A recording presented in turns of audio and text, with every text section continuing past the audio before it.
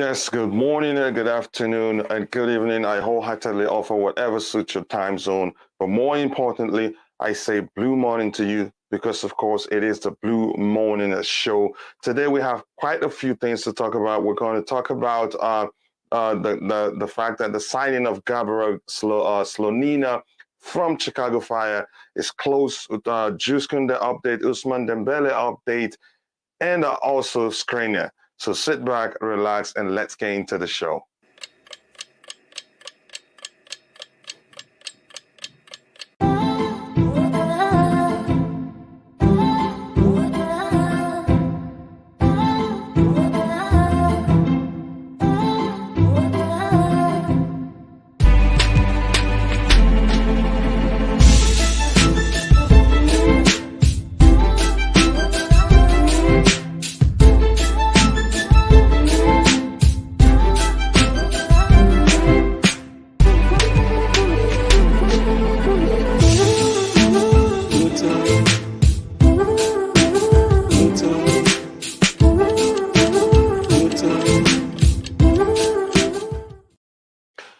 Yes, people, greetings, and much love from here.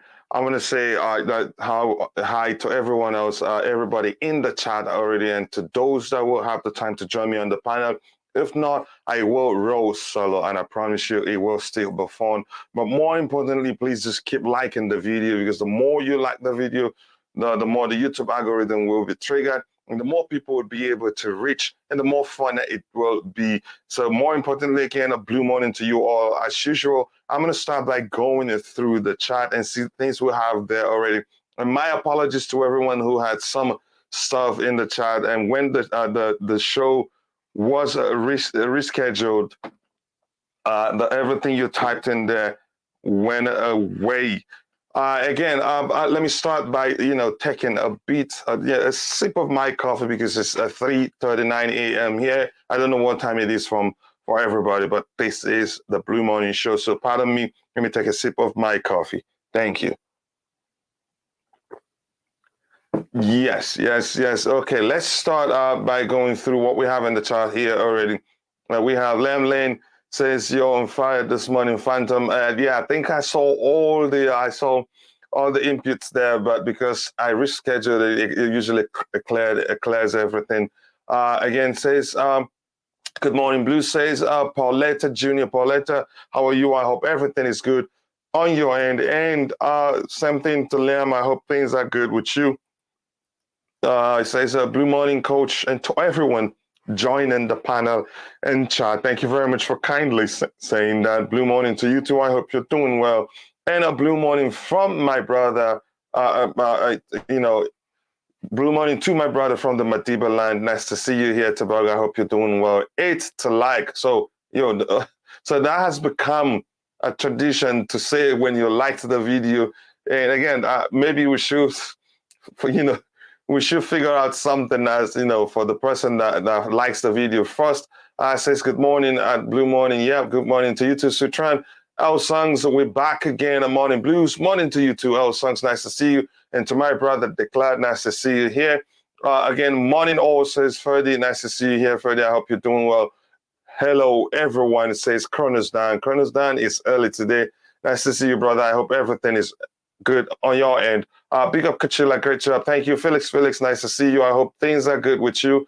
Can we just pay the asking price for Kounde and get him? Again, why that is, the common thing under Roman Abramovich.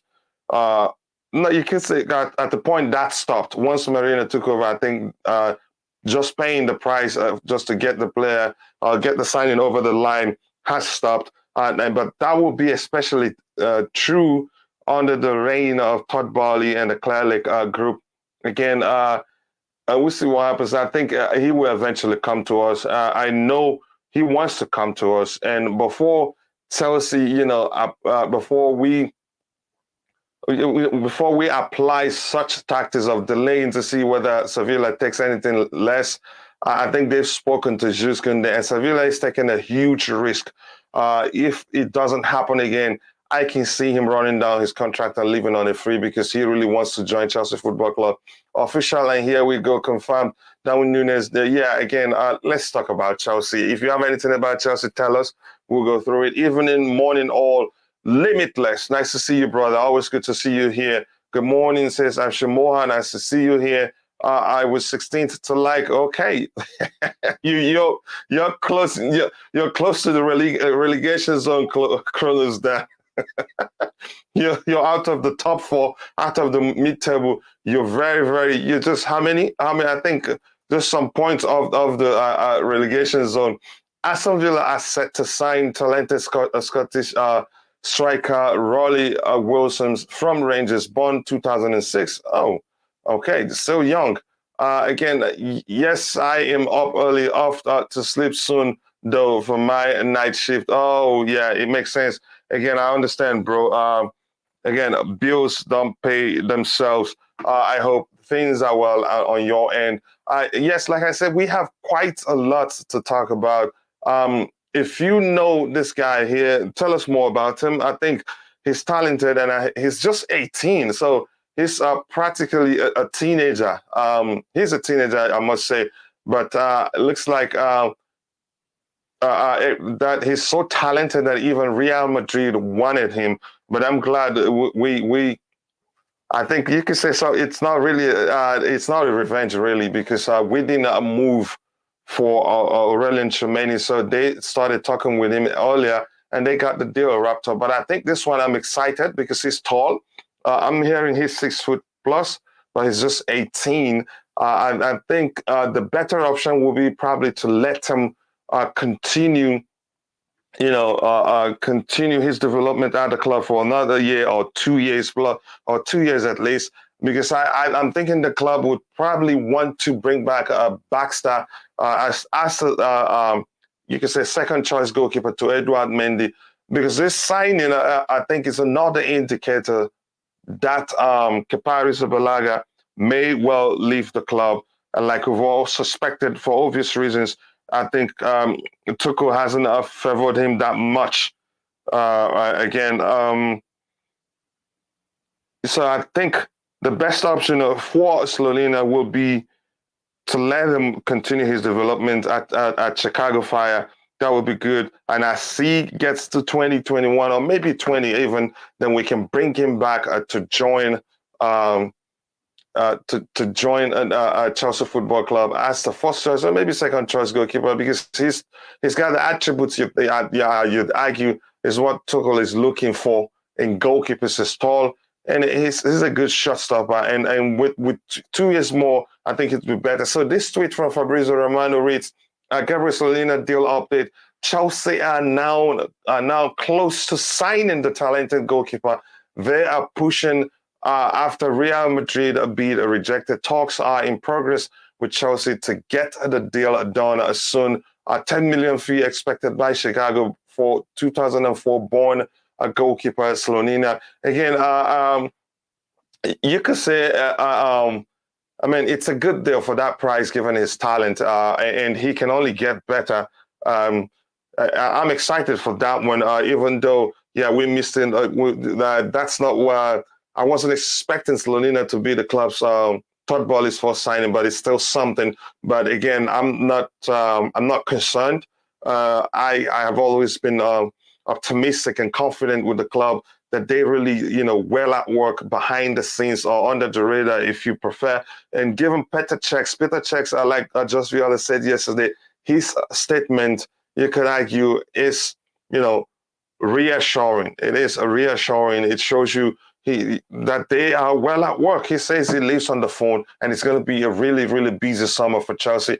I don't think it will make sense for him to say, yes, we're already at work. We're looking at some players. It just doesn't make sense. Sutran says, official announcement expected in the next hours for Ryan Gravenberch to FC Bayern. Been told today is that after contract signed and sealed until 2027. Oh, that's cool. I think I did a video. I think it was Almighty Blues FC, my brother Ankit, on why Chelsea should sign him. That's for the scouting for Chelsea episodes. I think I need to start it again very soon. But the Blue Morning Show has kept me so busy, and the research involved in it isn't that simple. Again, says at CPI, okay, Tayo Adeyemi, my Niger brother, says, how much will it cost to bring a Tomori back to partner with Kounde? I'm not sure. Do we even have a buyback clause? If we don't, then you're looking at something north of, you can say 70 million, or even, let me just say, be safe, let me say something north of 60. But I don't think we inserted the buyback clause. And if that's the case, then that shows really that Frank Lampard didn't really trust him. The way he treated him was what was the reason why he asked to leave in the first place. But I am not sure. But if I can get any information on that, I will update you. New goalkeeper coming soon, says Abshamoha. And yes, I am excited. I am really excited. New goalkeeper, again, some would say that to some, I know some people will be disappointed, but again, it is something you could measure his talent, how talented he is, given that the fact that Real Madrid looked to sign him, but we were the ones. Please, if you're a mod, can you put this Union Bele nigga on timeout? I'm not sure why he's just typing one letter per chat. I don't know why. Again, it says, any update on Zouma situation? Yeah, Kurdistan, we haven't, nothing serious yet. We haven't heard anything. The last thing I heard is that I'm not sure how truthful that is. Somebody in the chat says he's probably going to prison. The first time we talked about Bissouma, someone argued that he's just a witness, not the suspect. Then now we're learning that he may well be the suspect himself, but I'm not sure. There's nothing official from the FA or anybody or the club. So, but we'll see what happens. Again, says Abshi Moha says, what has happened, Koulibaly? Again, we'll talk about them one by one. I don't want to jump into it. And by the way, I hope you're fine, Moha. I hope you're good. Tony254, who else is panicking? No, I'm not panicking. I am confident. I know it's only natural for that to happen because we're humans and we're Chelsea fans. And again, let's see what happens. Good afternoon, bro. We should get Bremer and Kounde.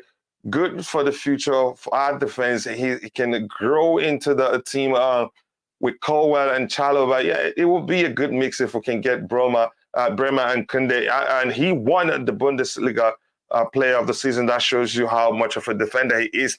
And I'm thinking now, it doesn't look like Thomas Tuchel really is in Italy for holiday. Again, like I said yesterday, meeting with someone face to face makes a huge difference than speaking with the person on the phone. Because face to face, you'd sit with the person, look them eye to eye, tell them what you want to tell them, and he may well be there to convince those players to come join us, and that will make a huge difference. Yes, there are rumors that he was seen with his partner, but again, there's a chance, again, he's there to talk to those players one-on-one, or even if he's there with his partner, he gets a chance to speak with them one-on-one. So again, why Chelsea is not transfer for I'm not sure what you're talking about, but all I can say, just calm down. The transfer window just open, and remember, we've been under some restrictions that stopped us from talking with players and also getting deals done and getting them put pen to paper. Marshall Essien, it's been a minute, brother. How are you doing? I hope things are okay with you. It's a greetings to the house. Glad to be here, watching from Nigeria. Nice to see you here, my Niger brother. I hope you're well, and God bless you for always supporting the channel. There's a Zoe Todd. I'm not sure what that means.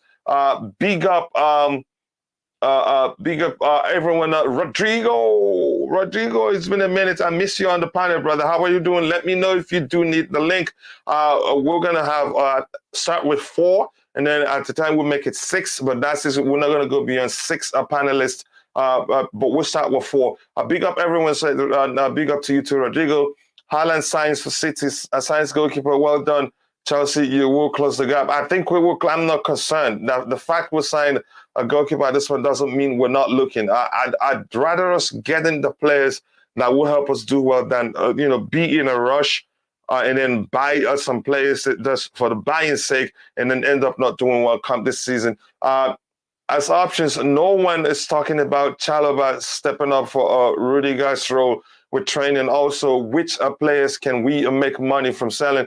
I think it's up to the club to decide players they want to sell and keep. But we can assume at least the likes of Barkley, Kepa Arrizabalaga, maybe. I'm not sure. What's his name? There are a few people. Again, we've heard that Thomas Tuchel is open to selling Hakim Ziyech, is open to selling Christian Pulisic, but I don't believe those things until I see it happen, especially Christian Pulisic. So all those are speculations. If you ask me, blue morning to you too, Titux. How are you doing? I hope you're doing well. What is happening for Rice? I'm not sure. Maybe somebody on the panel will have an update for us. First to hit like again. Mitrovic is back in the Premier League. Good. Congratulations to you. So you have back in the Premier League. Can you elaborate? Blue morning, everyone. Suleiman, nice to see you again. Who is really improved for 22 to 23 season? Chelsea, Dembele, Manchester City, Haaland. Okay, you might have to break down the question so I know how to start answering. Malang, sorry for 30 million. Why change his name to Malang? Sorry. Bobby, welcome to the panel. How are you doing, brother?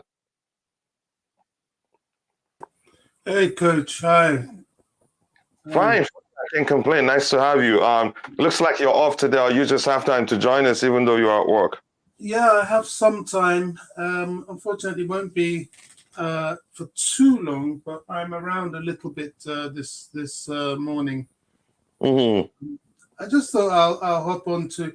I really wanted to start to avoid transfer talk. Yeah. You're one of those that are very impatient. Is that the case? No, I just think at this point in time, it's just talk. You know, Chelsea has now gone completely silent. There's nothing coming out of the club at all. Yeah, it's all speculations out there. Yeah, and, you know, I've gotten tired of too much speculation. It's a slight concern when you see the business that Man City and Liverpool have done with the squads they already have. It's a concern. It's an even bigger concern when you hear Chelsea talking of getting rid of certain players. You know, we've passed that. The gap is so big that our squads needs to be big, needs to be healthy, needs to be competitive in order to meet up with these guys. Man City, Liverpool, Bayern, Real Madrid, they all have huge squads. When I say huge squads, there's only a certain number of players you can actually register, but huge squad in that they have strength in depth. Chelsea fans have to get that into their head. Strength in depth. We have enough games for players to play. Ruben Loftus-Cheek played 40 games last season. You know, he's fine. If a player ends up playing 25 to 30 games, they've played enough games. Really. You don't have to play your 60 games, 63 games plus that people like Mason Mount play. That's even unhealthy because that is not even including international I think Mason was overplayed. He's overplayed. That's why we had injuries. You know, people like Mason, Reece James, they played far too much, far too frequently. So all this talk of, Pulisic is going, he's going nowhere. Unless we get three people in his position, he's going nowhere. So we need to focus on who Chelsea are actually bringing in. At the moment, that's why I say I've tried to avoid transfer talk because it is speculation time. And it's disturbing because of what City and Liverpool has done. And the reality is we don't have that much time to play with. Regardless of our situation, we still have to perform. And we need to perform more because they are strengthening. We're rebuilding. You see the difference? Yeah. I get your argument. But let me see. I think we have to consider that we were under restrictions. And the transfer window is actually half open. This is what we'll have open now. That's true. Yeah, the domestic, exactly, the domestic window. And if you listen to Todd Boehly talk, you'd realize he's a smart man. I don't think they'll be sitting back. And I don't even think Thomas Tuchel is, strictly in Italy for holiday. I think it's a mix of him, finding time to talk with players face to face, because some of the players we need will come from Seria A. Again, that's what I think from the rumors. And I get your point. It's all speculations anyway. But we're here to look at those speculations, analyze them and come to a sensible conclusion. That's why we've always told our viewers here, we're not going to tell you we've already signed player A, B, C, D. All we can do is look at factors surrounding our pursuit of a particular player and tell you we think there's a chance this person comes to Chelsea. But I get your point. I get why you're concerned. If you're not concerned, then you're not really a Chelsea fan. I'm concerned to a certain measure, but if I look at some things, I say, okay, I think we're going to be fine. And I have to tell you, Petr Cech's statements or comments, if you prefer, it's reassuring. He's not going to come out and say, okay, we're looking at player A, B, C, D. He just said he lives on the phone. To me, that shows that they've been busy. And again, I want them to, as soon as possible, as quickly as possible, wrap up deals so we're fine, because there's a lot of work to be done. Even the defensive department alone, there's quite a lot of work to be done there. Anything else you want to say about that, Bobby, so we can start talking about the players? Yeah, Coach, this is the thing. Erling Haaland to Man City further underlines the need of our defensive solidity. We've got to get that sorted. We need physicality in there. We need physicality in defensive midfield. We need Koulibaly. We need that type to be able to deal with what we're going to be dealing with next season. I don't take that transfer lightly at all. That is a transfer that puts them in a strong attacking position for years. So we've got to make sure we counter that with in a way, rebuilding is an opportunity for us, because if we get in the right players, one thing that we will have that they won't have is surprise. You can say this player, but you won't know them at Chelsea. You won't know them in the Premier League. So a whole new set of defenders being assembled and midfielders and strikers will give Chelsea that element of the unknown, which is always an advantage in the Premier League, where you're studied back to front and the opposition already knows how to counter you. So that could be, if we do it right, a bit of an advantage, especially in the early part of the season. But defense is crucial. The Jules Kounde situation needs to be really sorted. It's been spoken about for long enough. Now there's a dispute. What, £10 million? Really, £10 million is a heck of a lot of money. It is. But to a club like Chelsea, in view of transfers and what we've done and what we can do, what's 10 million? I mean, sort it. It's not going to be for free. And again, like what you said, Bobby, it's all speculations. We're not sure what's going on out there.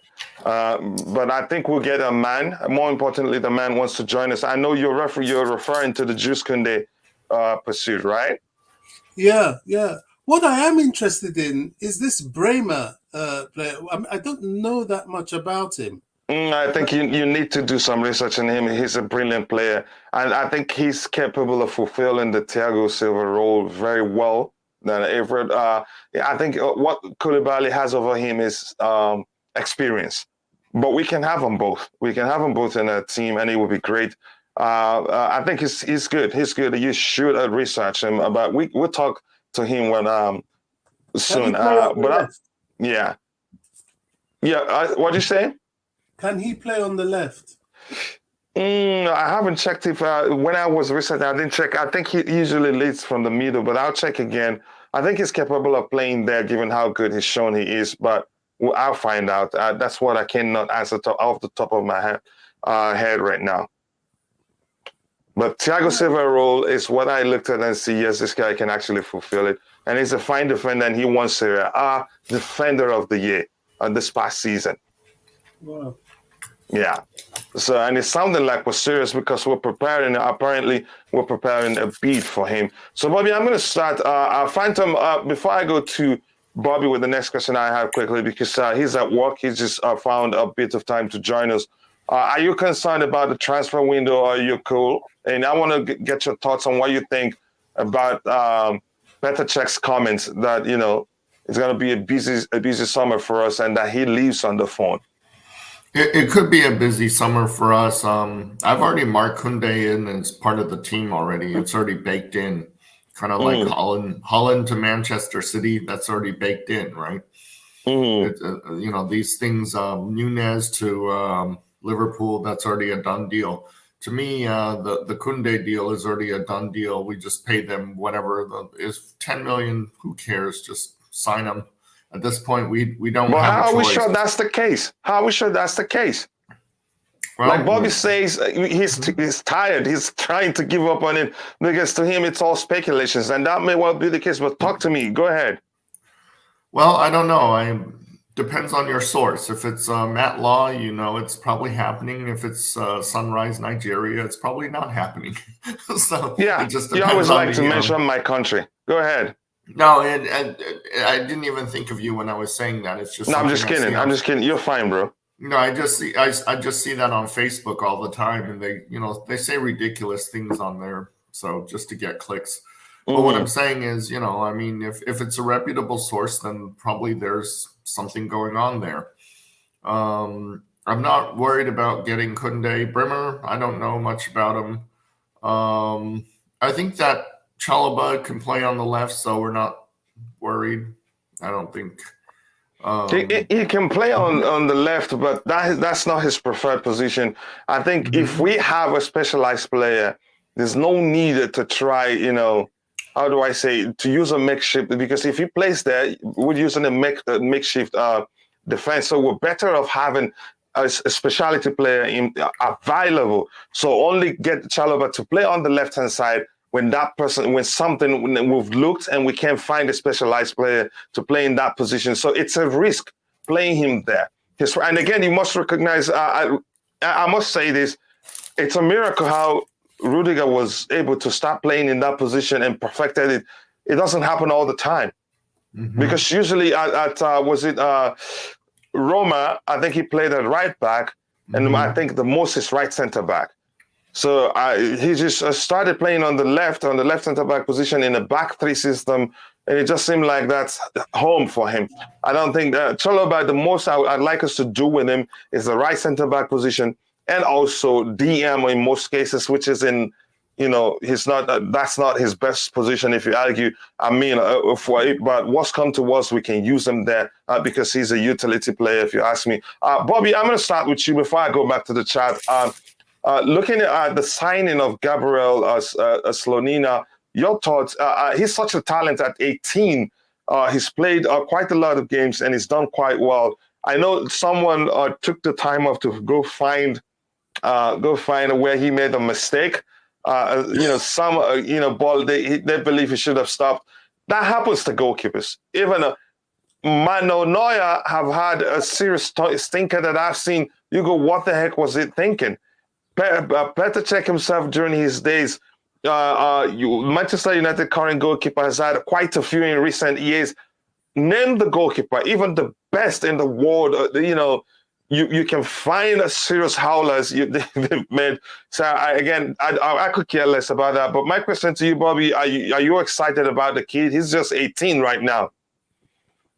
No, I can't say that I know leaps about this kid. I've read a little about him, and I'm pleased we've got him. I know it's a sort of development sort of project, but there are talks of the Donnarumma around him, because at 18, to be a keeper that is coveted by two of the biggest football clubs in the world, it shows you're not rubbish, really. The guy, I'm glad we've got him. I'm glad we're going down that route because Chelsea often tended to ignore their young goalkeepers. Apart from what's this guy at Madrid? Courtois. Thibaut Courtois. It's been a while since we've taken a young goalkeeper seriously. I think this guy is going to be the real deal.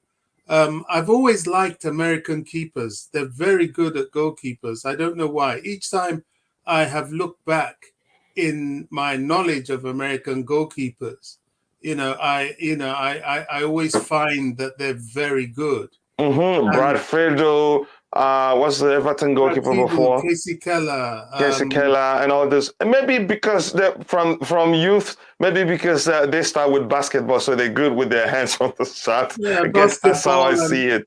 And their form of football, where they use their hands a lot in ball sports.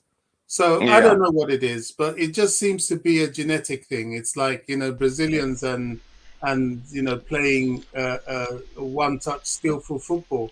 It's something that comes through their system. So because you guys are right, it's a sport. We got Australia's the same thing. Sorry, big up Bobby and Fed too. Hi. But the same thing happens with Australians as well. There's been some good Aussie keepers, but what happens is a lot of the sports here have lobbyists, and they try to get the athletes if they're good goalkeepers, they try to get them in the sport, and some vice versa. We got I don't know if you guys ever seen Aussie Rules. That's there's been a lot of conversion off that. There's been players that play the sport that used to be goalkeepers when they were younger, and there's been there's been Aussie Rules players that become goalkeepers for clubs, and I think sports are even playing too. Declared, I just want to say, since you mentioned Australian rules football, I used to be a Western Bulldogs fan, but I have converted to Melbourne Demons. Even in Australian footballs, I can also switch teams. Go ahead, Bobby. That sounds the order of who's been winning, because the Bulldogs won it, and now the Melbourne Demons just won it last year. All right, go ahead, Bobby. Finish your thoughts. Yeah, I think the point I'm making is that if your sporting culture is founded on sports that are rugged sports, that you use your hands, if you put your hands to something like goalkeeping, where you need to use your hands and you need to be a little bit tough because you're going to be throwing yourself all over the place in order to save goals, you may tend to have a culture of producing good keepers, and this is very much the case with America and Australia. I forgot about them. Yeah, Australia have had some good keepers that I can recall anyway, one of which was a Chelsea keeper, and he didn't do too badly, to be honest. So in fact, there's two of them. There was one they were both Chelsea keepers. One started with Villa, ended up at Chelsea. The other one came over to Bosnich. Yeah, Bosnich, and I've forgotten their names. That's why I'm not calling it out. And then the guy that was with us, he was really a reserve keeper by the time he came to us, but he was still a very good keeper. So I'm happy that we got this kid. But is it the beginning? I hope so, because our problems are so much bigger than that. And I think what would put a lot of Chelsea fans at ease is if one of these big defenders we've been named with is actually signed, then people start to get hope that we're going to do the big transfer window that we really need to do. We have to do it. It's not like, we've got a choice in this matter. And I think Boehly and his consortium will understand that if they don't really reinforce this team, they're going to be on the back foot on the outset, which is not a good place to be. Yeah. I think Phantom, are you still eating, or you want to say something about the goalkeeper? Yes, I do. I just hope that Tuchel isn't going to treat him like a Bettinelli and expect him to take over when AFCON happens and Mendy goes to the African tournament, that he's going to be put in right away and take over. I hope that, through the Carabao Cup games and the FA Cup games, that he's going to be eased into the team. Because in January, Do you think? I don't think we'll bring him back. I think he stays there for 2 more years before he joins. I think Baxter is more likely. That is if Kepa is leaving. There's no guarantee to say Kepa is leaving. But given the circumstances surrounding, you could say his relationship with Thomas Tuchel, even at the time, there was a time Thomas Tuchel said something like he's going to sit and talk with Kepa Arrizabalaga. I think the handwriting is on the wall that he doesn't really trust him. And that happens. It happens in sports relationship between managers and players.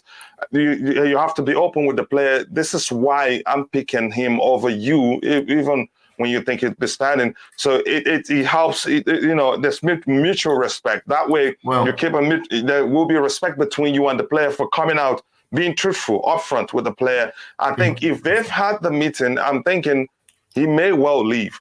And I think Baxter will be the next player to come in and be, the second choice goalkeeper. I have a follow up on that. The fact that Tuchel didn't use Kepa in the last two meaningless games. I know you wanted to be closer to Liverpool and Man City in the final tally of the Premier League, the scoring points. I don't even think Todd Boehly would care about that as far as, but the fact that he did not use Kepa in those games, at least he should have used Bettinelli if he didn't have any trust in Kepa. But I can see why Tuchel lost trust in Kepa is because during the Carabao Cup, he didn't even save one of those 10 or 11 goals, right, against Liverpool. He didn't even save one. And the big thing about Kepa was he's supposed to be this wonderful, goal saver in terms of the penalty kicks, because that was supposed to be his strong suit. And since he didn't save one and then he kicked the final goal to the moon, I think that's when Tuchel lost faith in him. And you know what? Kepa is very expensive. If we can get rid of him, I know that Mauricio Sarri really likes him at Lazio. Let's give him a chance there. Hey, you got a full panel now, and I know there are other people trying to break in, and you don't want to go more than I don't see anybody holding. If you want to stay, that's fine, brother. Stay as much. If I need anybody to leave, I would say I haven't seen anybody that wants to join. Okay, yeah, so I'll make room. I'm definitely quantity over quality. So, I'm here every day. So if there's anybody else who wants to come on, you can. I understand you're just trying to be a brother. You're just being nice, or maybe you want to leave already, or you want to concentrate on your meal that I see you're enjoying. And I think someone else is eating. Someone else is actually eating it. You guys are just making us hungry, but that's by the way. But I get your point. I'm going to come to you, Declan. Are you excited? And also, I want to know at the same time whether you're concerned about the club's activities or you're confident. But I don't think you're concerned because I recall your comments yesterday. But before I do that, and after Declan, I'll try and catch up with the chat. We have 101 people watching, and we had just 48 likes, 43 likes. So please keep liking the video. But first, I want to say thank you for 43 likes, because it's not easy. We're just 39 minutes into the show. Again, we can do better than that. Keep liking the video, guys, because the more you like the video, the more the YouTube algorithm will be triggered, and the more people will reach. And the more people we have here, the more fun it will be. And also, please do subscribe to the channel if you haven't. We're getting 3,000 subscribers, and I believe we'll reach there in a few days. But more importantly, please keep liking the video. Declan, let me know what you think about the signing of possible, because it's not done yet. Real Madrid may well come back with a higher offer than we've made. But Fabrizio says we're close. So your thoughts? Are you excited? And also let me know whether you're concerned about activities in the market. Well, I'm excited that it's a good prospect that we're picking up, but I don't think he's coming, like you said, I don't think he's coming into the team. No, he's not going to come right away, yeah. Yeah, I think he's someone that's going to be thrown in the system, whether he stays there or goes somewhere else. Mm-hmm. It's still early days. I said that yesterday too. People are really impatient. It's because I think other clubs have announced some signings, or they're not completely done yet, but they're pretty much done. And so I think everyone's getting really impatient at the moment. Mm-hmm. I do get that it's a shorter season. Sorry, Declan. I don't think people are as impatient as they are concerned. When you hear that Liverpool have signed Núñez, Man City have signed Haaland, as strong as they are already, I think it sends a few butterflies into the stomach of Chelsea fans, which won't be put at ease until our signings start coming in, if you know what I mean. Sorry to cut short, but No, you're 100% right. The impatience comes from the concern. If those clubs didn't sign anyone, I don't think anyone would say anything. Anyone wouldn't have the panic that they're having. It's you know what, the way I look at it, I'm trying to look from Tom Boehly's side of things. On Todd Boehly and his consortium, they want the first season to be a good season, right? If we have another bad season, I mean, people might start questioning this ownership, right, from the get-go, and what's going on, and there might be, who knows after who we're going to point fingers, because the finger's been pointed at everyone, and now we've got new ownership, and now that changed everything.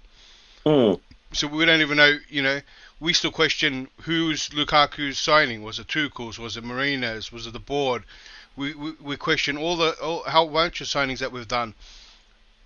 We don't know anymore. So I'm sure there's a lot of cash being thrown this transfer window. None of this, none of this skimping this and that. I don't think. I think they have to get stuff done. I think I've mentioned statement signings, and you don't need a statement signing. You need to make a statement, even if it's not a player. If you bring a whole bunch of players or money spent, that is a statement in itself. So I'm pretty relaxed. Checks words as well. I think we're going to have a busy summer. I think we're going to get a number of players in. I think that is the statement. I think maybe there's going to be one big one too. I think it's more about getting stuff done this time around, because they're making a lot of noise.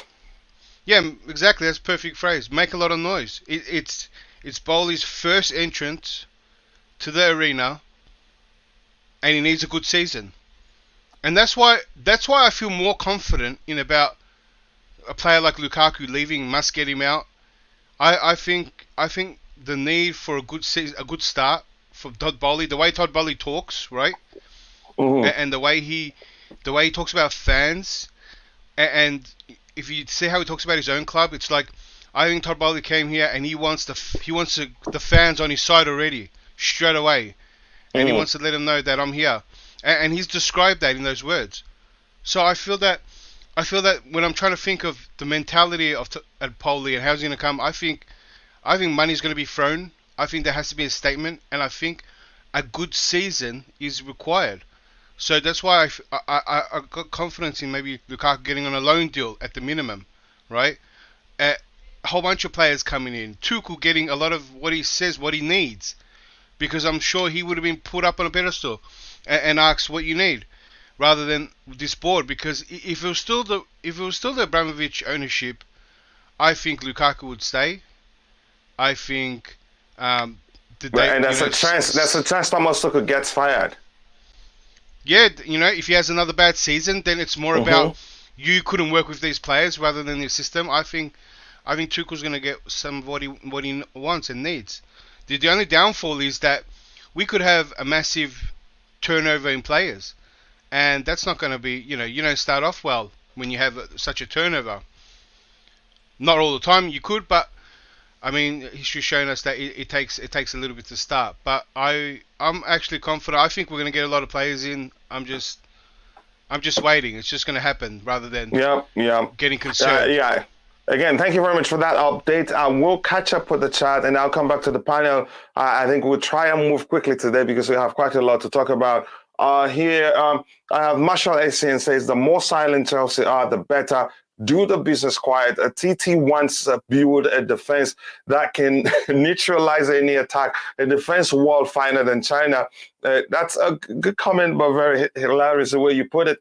We need players, again, Tayo Adeyemi says we need players that want to play in London for Chelsea, and this coach. Kounde would be a great signing. And Tomori, Tammy, Mount, not sure Odoi is ready to play for this coach. Lukaku, definitely not. I think Odoi wants to play. The question is he doing enough? Is it taking the chances it's being given?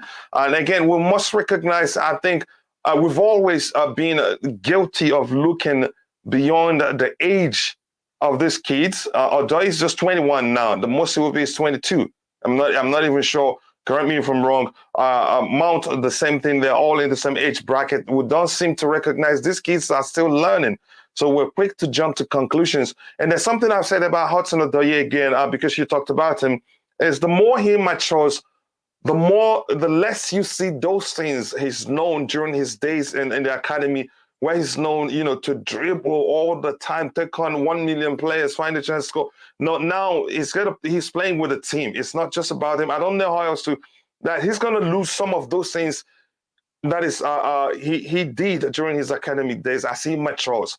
But believe me, he's a better player if you understand football quite well. It's just the question is, has he taken the opportunities given? I would argue not. But I think Thomas Tuchel will keep him because he likes him. But we'll see what happens. Chelsea always operated in secret. Pulisic was announced out of nowhere with zero rumors. They needed to have everything on the down low so we don't get hurt again like Kounde last year with Sevilla. Again, yes, you could, but I think the case of Kounde is different. I think Sevilla moved to the goalpost. They knew that we had already sold Kazuma to West Ham United, and they thought we were desperate. And yeah, we were desperate, but we were quite lucky to have Chalobah within the ranks then already. I think Thomas Tuchel had, he looked at him during preseason and know, okay, I think we can do without Kounde. Then we let that desperation go, and we didn't allow them to take us for a ride. But that's, by the way, the True Blue, again, nice to see you, brother. I hope everything is good on your end. He says Nunes in, Mane out. Window closes September 1st. Current squad is 26, which included Cho on the under-21 B list. Players departed confirmed. 224 bodies need to go out. Again, yeah, I think the overall point, correct me if I'm wrong, I don't want to misquote you. We must let players go before we're able to bring players in. It sounds simple to say bring in players. I think the club, but the defensive area for sure, we're bringing in players. But for the midfield and attacking areas, we might need, it depends on how many players Tuchel wants to bring in. We may well need to let some players go to accommodate new players, because as it is, we already have a large squad actually. It's just that the squad isn't balanced enough to help us do well. But that's, by the way, Ty Adeyemi again says Thiago Silva is a great example to not show how much TT wants Koulibaly, or he wants to play for us, True Blues. Again, there are rumors that we're close to agreeing terms with him. I hope that's the case. Again, but we'll talk about that later. Good morning, everyone, says Akira. Nice to see you. I hope things are good on your end. How many players in total are we looking to sign? We can't tell. We're not part of the board. We're not part of Thomas Tuchel's team, but we'll see what happens. But we'll be looking at least 3 to 4 players at least. Again, that's what I say. Some people on the panel will say at least 7, but we'll see what happens. Says Masha is saying, okay, this is just a conversation. Again, people go check out Ty Talks YouTube channel. Great content. If you want to try out his content first before you subscribe, but please do let him know I said so. Also, go check out the Added Time Podcast YouTube channel. Check out this content and subscribe if you like what you see, and tell him I sent you. Again, Coach, I DM you on Instagram. Oh, yeah. I think I'm way behind. That's what this is showing me. I'm going to skip quite a few content here, a few inputs here to meet up with everything that's in the chat, please, because I don't want to be far behind. Okay, Matt, when somebody leaves, I'll send you the link. Sorry, I saw this late. Oh, hey, I need to interrupt. Okay, so if Matt wants to come on, I can leave now to make room for him. I just want to do that on your own? Yeah. Because I don't have anything important to say today. Some days I do have something important to say, but today I didn't. So and hopefully you have something important that will have you screaming like you did that day on the panel. I want to see that energy again from you. I'll let you know when that day happens again. All right, probably when Chelsea plays Fulham. That's when I'll be really. All right. Okay. All right, no problem. I'll come back to you. I'll get Matt in a bit. Hi, Chiblu. I have no doubt he will be offered a new contract you would want her to be mad and not to. Who you guys talking about? Please, I want to be part of the conversation too. Big up, Kuchula says the queen of the house. Nice to see you early today. You're not late, although I have to admit you told me you were early today. But sorry, I'm way too behind from in terms of with the comments. Chidima Desmond, Chidima. I know it's a girl's name, but the boys do go by that name too. Nice to see you here. How are you, my Niger brother? He says, please, sir, have Chelsea signed any player yet? None is official yet, but there are rumors that we've wrapped up, the deal for some, but I doubt so. Especially, you're able to say, okay, you signed a certain player if you're negotiating with the club.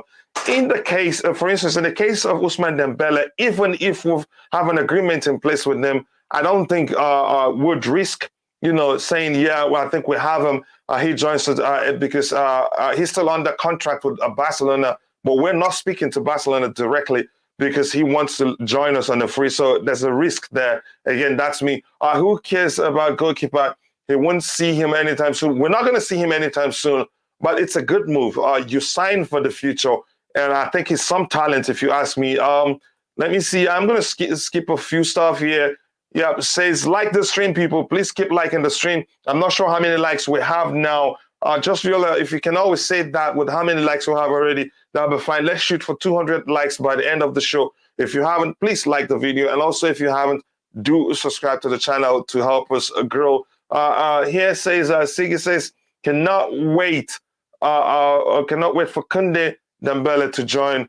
I hope that happens too. Again, it says the people on here are tiring me out with their impatience and lack of understanding of the situation.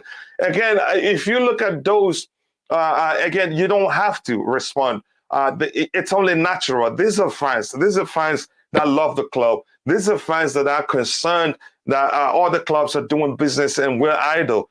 So I don't blame them, and I understand. I'm a teacher, so I can understand how frustrated you'll be trying to almost every day educate people, telling them to be patient. The window is half open actually, because only the domestic window is open. The European window isn't open yet. Again, please be patient, people. We will be just fine. That's just the truth. I totally agree, True Blue. It's like they just want to be negative. Some people are like that. Some people are like that. I know Declan have said it. I have said it. Even Bobby, with all his experience, isn't that happy. But he's more concerned than impatient. Again, I must be clear there again. So it doesn't matter. Again, it shows passion for the club, no matter how you see it. We get Dembele if we have Odoi still. I think we still have him. Thomas Tuchel likes him. That's one thing.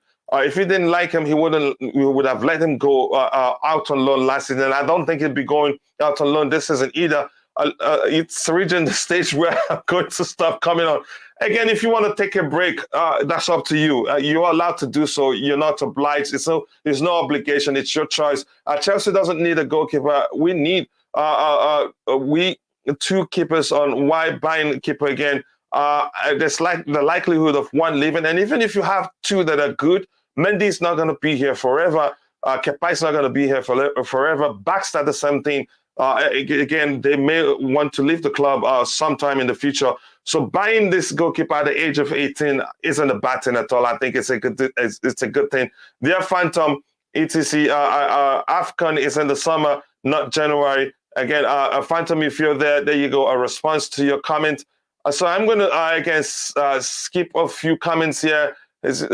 Okay, again, some response to how many penalties did the Liverpool keeper score. The guy came and again, yeah, we've had that argument before. Let's not even talk about it. We signed one of England's best keepers along with a Swede and Finnish goalkeeper. Okay, can you elaborate further here? I'm not sure what you're referencing. Big up to all the legends. Big up to you too, brother Almighty Blues FC. Please, if you haven't, go check out this channel and be sure to subscribe if you like this content. But believe me, you will not regret it. So I'm going to go back to the panel quickly, and I'll skip a few comments to get to the bottom, so I'm all caught up. I think I'll start with Rodrigo before I go to Adam podcast. Please be patient with me. And again, if you haven't, like the video and also subscribe to the channel. Rodrigo, we'll go straight to talking about the transfer window. Are you concerned? Are you confident? And I know you must have heard about or read Petr Cech's comments. Your thoughts? Yeah, I'm not. Well, before reading Petr Cech comments, yeah, I was a bit, but now I think I'm not really that concerned. I agree a lot with what Declan said. This is the first window. If Roman was still in charge, maybe I would have been. This is the first time Todd Boehly would want to obviously start his ownership with successful season. So I actually think this is a very good opportunity for us to build a team for the next 5 years or whatever. Because then we wouldn't really know Todd Boehly style until 3 or 4 summers down. Now is the first time he just has to trust Tuchel, give him whatever he needs. And I understand why people are impatient, since you hear Liverpool signing this, City are signing. I can see why you will be, because our squad as it is now, as it stands, is weaker than it was at the beginning of last summer because of the players that we've lost. But what I want as a fan, I want to see us doing deals before we jet off to America on the 16th of July. So I want the first 2 weeks of July to have complete at least 2 of our target, so that these players can join as part of the preseason. That's really my concern. I don't want us to do deals. Well, if obviously if we can't do any deals before then, we can do them in August and Feb. But I want us to do them early, so they take part in preseason and Tuchel can work on different tactics and so on and so forth. Yeah. Go ahead. Going straight to the development squad. It's not even for me. Him is basically like when we scout the youth players. I'm not even counting him as part of any strategic summer. You're talking about Slonina. Yeah. It's just a youth player. It's like when we've signed another youth. There's 2 youth players that we signed as well. I saw one of them on their YouTube video. So it's like, it's just youth players. It's not coming into the first team or anything like that. Yeah, that makes perfect sense, and he's too young to. Again, I think it's wrong. It's too young. Now to say he's too young. Again, it depends on how many games he's played as goalkeeper. That if he's garnered enough experience to start. But now you can say no. I don't think he'd be ready. To even be part of the squad in terms of playing some games. I think we're better off. Given Nathan Blackster an opportunity, given how confident of a player he is and how well he's done where he's on loan. And again, he's a player I want to see given opportunity at the club. I want to say, take this opportunity to quickly ask you guys, if you haven't, to please go check out CFC for Him's YouTube channel. We met as content creators, but we've over time become brothers, and because I trust him, he puts out some great content, no clickbait. And believe me, if you want to try out his content first, then subscribe, and you will thank me later. But that's, by the way, some update here before we continue. And this is, thank you very much, Tobago. I think we have quite a lot of people working for us. That's why the Blue Morning Show is a brilliant show. They're always out there looking for something, new, something fresh to bring to the show. And here, what he shared with me is Chelsea FC. This is on Chelsea website, proper. Says Chelsea Football Club has exercised an option to extend Billy Gilmour's contract until 2024. That makes me happy. That brings it, instead of his contract being just 2 more years. I think that gives the club a leeway or time enough to sort out his situation. But I think he knows how good he is, and I think he may well, still be seeking to leave the club. I hope that's not the case, because he's such a brilliant talent.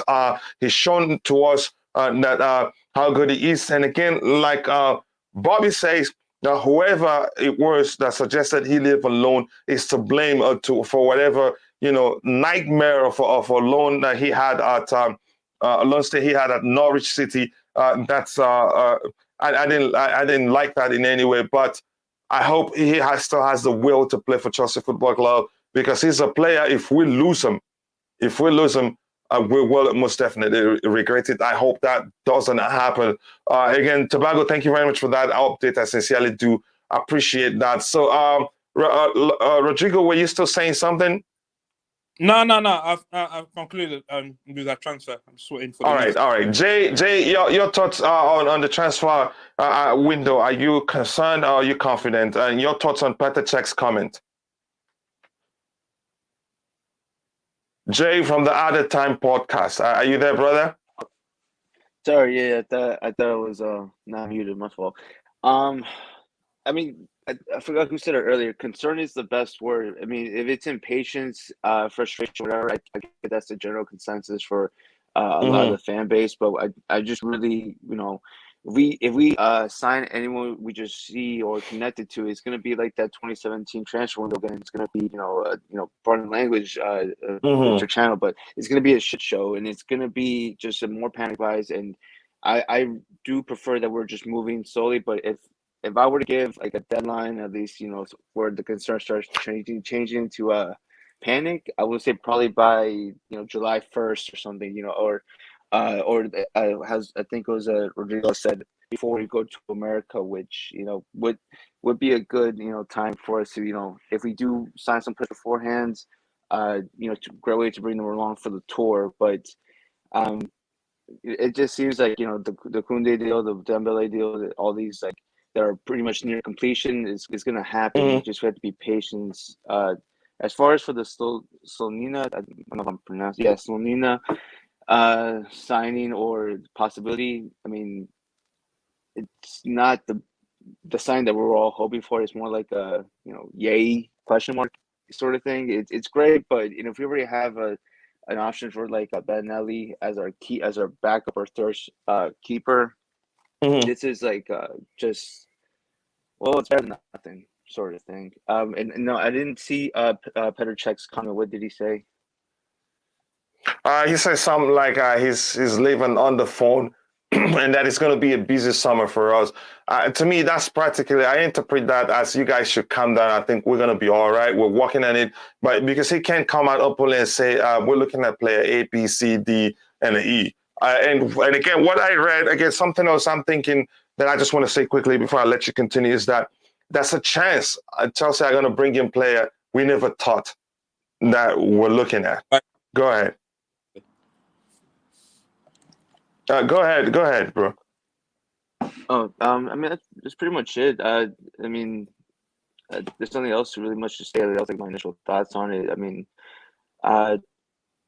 did anyone else have anything else to say? That someone was going to speak. No, you're fine. Just let me know when you're done. You're good. But I get your point. I think more of a concern and being impatient for you. Again, but most are impatient. The class said yesterday, if it's September, he'd be concerned. So there's still a long way to go. And believe me, I think the club. Go ahead. As it's September, that'll be too late. Yeah. If it's September, then you're really concerned. Yeah, or maybe August you start being concerned. But right now, I think there's still quite enough time, for a lot to be done. But I'm going to try and catch up quickly. Then we'll start talking about. Except if anybody on the panel want to say anything about the Billy Gilmour news, and this is on the club's website, because I was really concerned. And if you hear me speak about, how mad I was that it was just 1 year left on his contract. When we talked about him the other day, I didn't know there was a clause that would allow the club, to extend his contract. I was really pissed. Anybody want to say anything? Yeah, I want to. Yes. Okay. Oh. All right, go ahead. After it's your news. Go ahead, Tobago.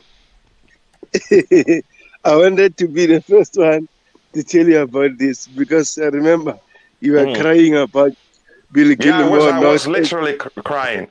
That's how much I love the player. So finally, I think now we should be patient. All that is happening is that Chelsea need to secure the future of our players until we sign another player. So hopefully we'll see Mount, Mendy, and Reece James getting their contracts. So about Billy Gilmour, I'm so happy. Man. Yeah.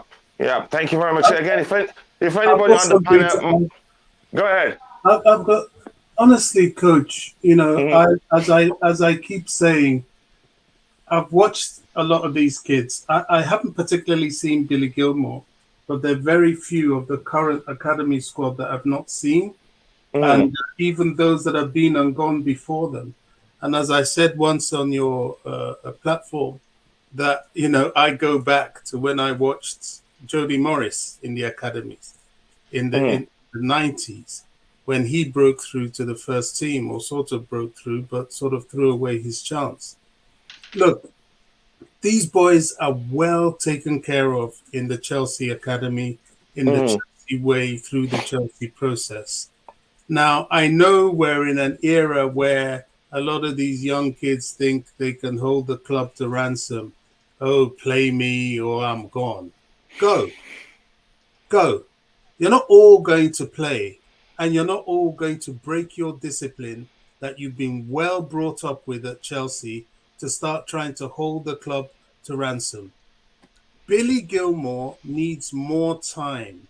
He was supposed to have stayed at Chelsea, and he would have probably established himself more.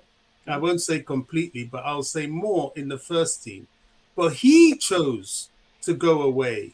He chose to go to Norwich with this illusion of playing more game time. Once you do that, it's harder to come back. The club is not going to wait for an academy player that decides to go out to loan. Look how. But Bobby, Thomas Tuchel, if he really wanted him to stay, could have decided otherwise, and he stays. No, he. Well, how's he going to do? Is he going to keep an unhappy player? Let's talk about this, Bobby. You established something.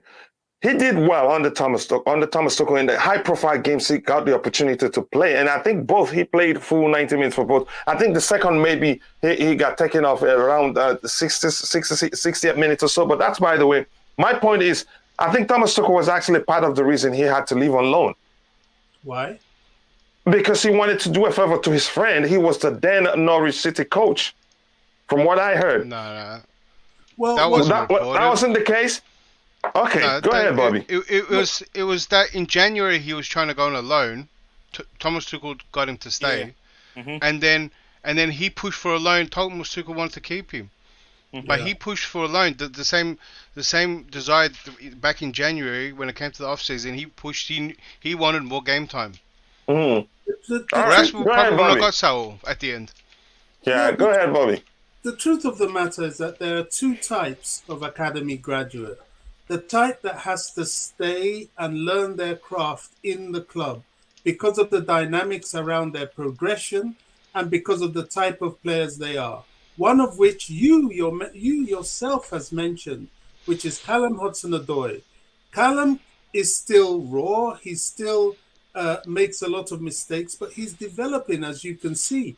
And he played a lot of games before he got injured. Another one was going to be Billy Gilmour till he insisted on taking the loanee path. The way back from the loanee path is tough. Conor Gallagher has just about cracked it. And I think pre-season is really still going to put him to test. As with Ampadu, as with Dejan Sterling, as with Levi Colwill. All these guys are knocking at the door. Now, how dare Billy Gilmour start trying to hold the club to ransom? How dare you? How dare you? If you try that, please, there's the door. Go. Chelsea don't need this nonsense from little kids. We bring these kids up well. We try to get them on the path to the first team. Every single Chelsea fan jumps with joy whenever we see these kids come through. What, you're just 21 yesterday? You barely can ply your trade, and you're trying to play the big guy to Chelsea. I have no time for that. And if that's really his attitude, which I sort of doubt, but if that's really his attitude, I would like to see the back of him. Crikey. Again, part of your comment right now that I like the most, if that's really, we're not sure. Because there's no way to tell really whether he was the one that asked to leave or whether, like I've heard before, that Thomas Tuchel, wanted him to join Norwich City because he wanted to do. I'm not referring to the loan period. I'm referring to the current rumor that he's telling the club, either you play me or sell me. How dare And you? again, I like the way you put it. If that's the truth, if that's the case, but go ahead, because there's no way to tell if that's really the Well, case. This is it. I doubt it. I doubt he would be that arrogant, to be honest. You know, I've heard Billy Gilmour on TV. I've seen him. He doesn't come across as that kind of player. But if that's the case, I will have no time for him. The club want him to do well. The club want him to play for Chelsea, and they want him to progress. And if it means he has to have another loan because that's the path he's chosen, I think he should humbly accept it. You can do well in loans, as Conor Gallagher has shown. You don't have to be holding the club to ransom. Who are you? We've got enough of that with Lukaku. We don't want that with Billy Gilmour, please. Do you think is all the praise he's getting from the Scottish media and all that getting to his head? You think he's already there? The Scottish media is criticising him a lot. Charlie Nicholas has been coming out to say he's not good enough and actually blamed him for the performance against Ukraine. So I don't know where he's getting all this from. You know, he needs to just be humble, take his time. Billy is a talent, there's no doubt about it. But if you start playing the big un at this point, crikey, if you're the big Charlie now, what's going to happen 2-3 years down the line when you really are that player? What you going to do? What, you're going to start bossing the whole Premier League, asking them, making demands? Come on, man. You've got to be humble. Got to be humble. He's not the only player. Yeah. But again, that's the truth. But age, like his immaturity.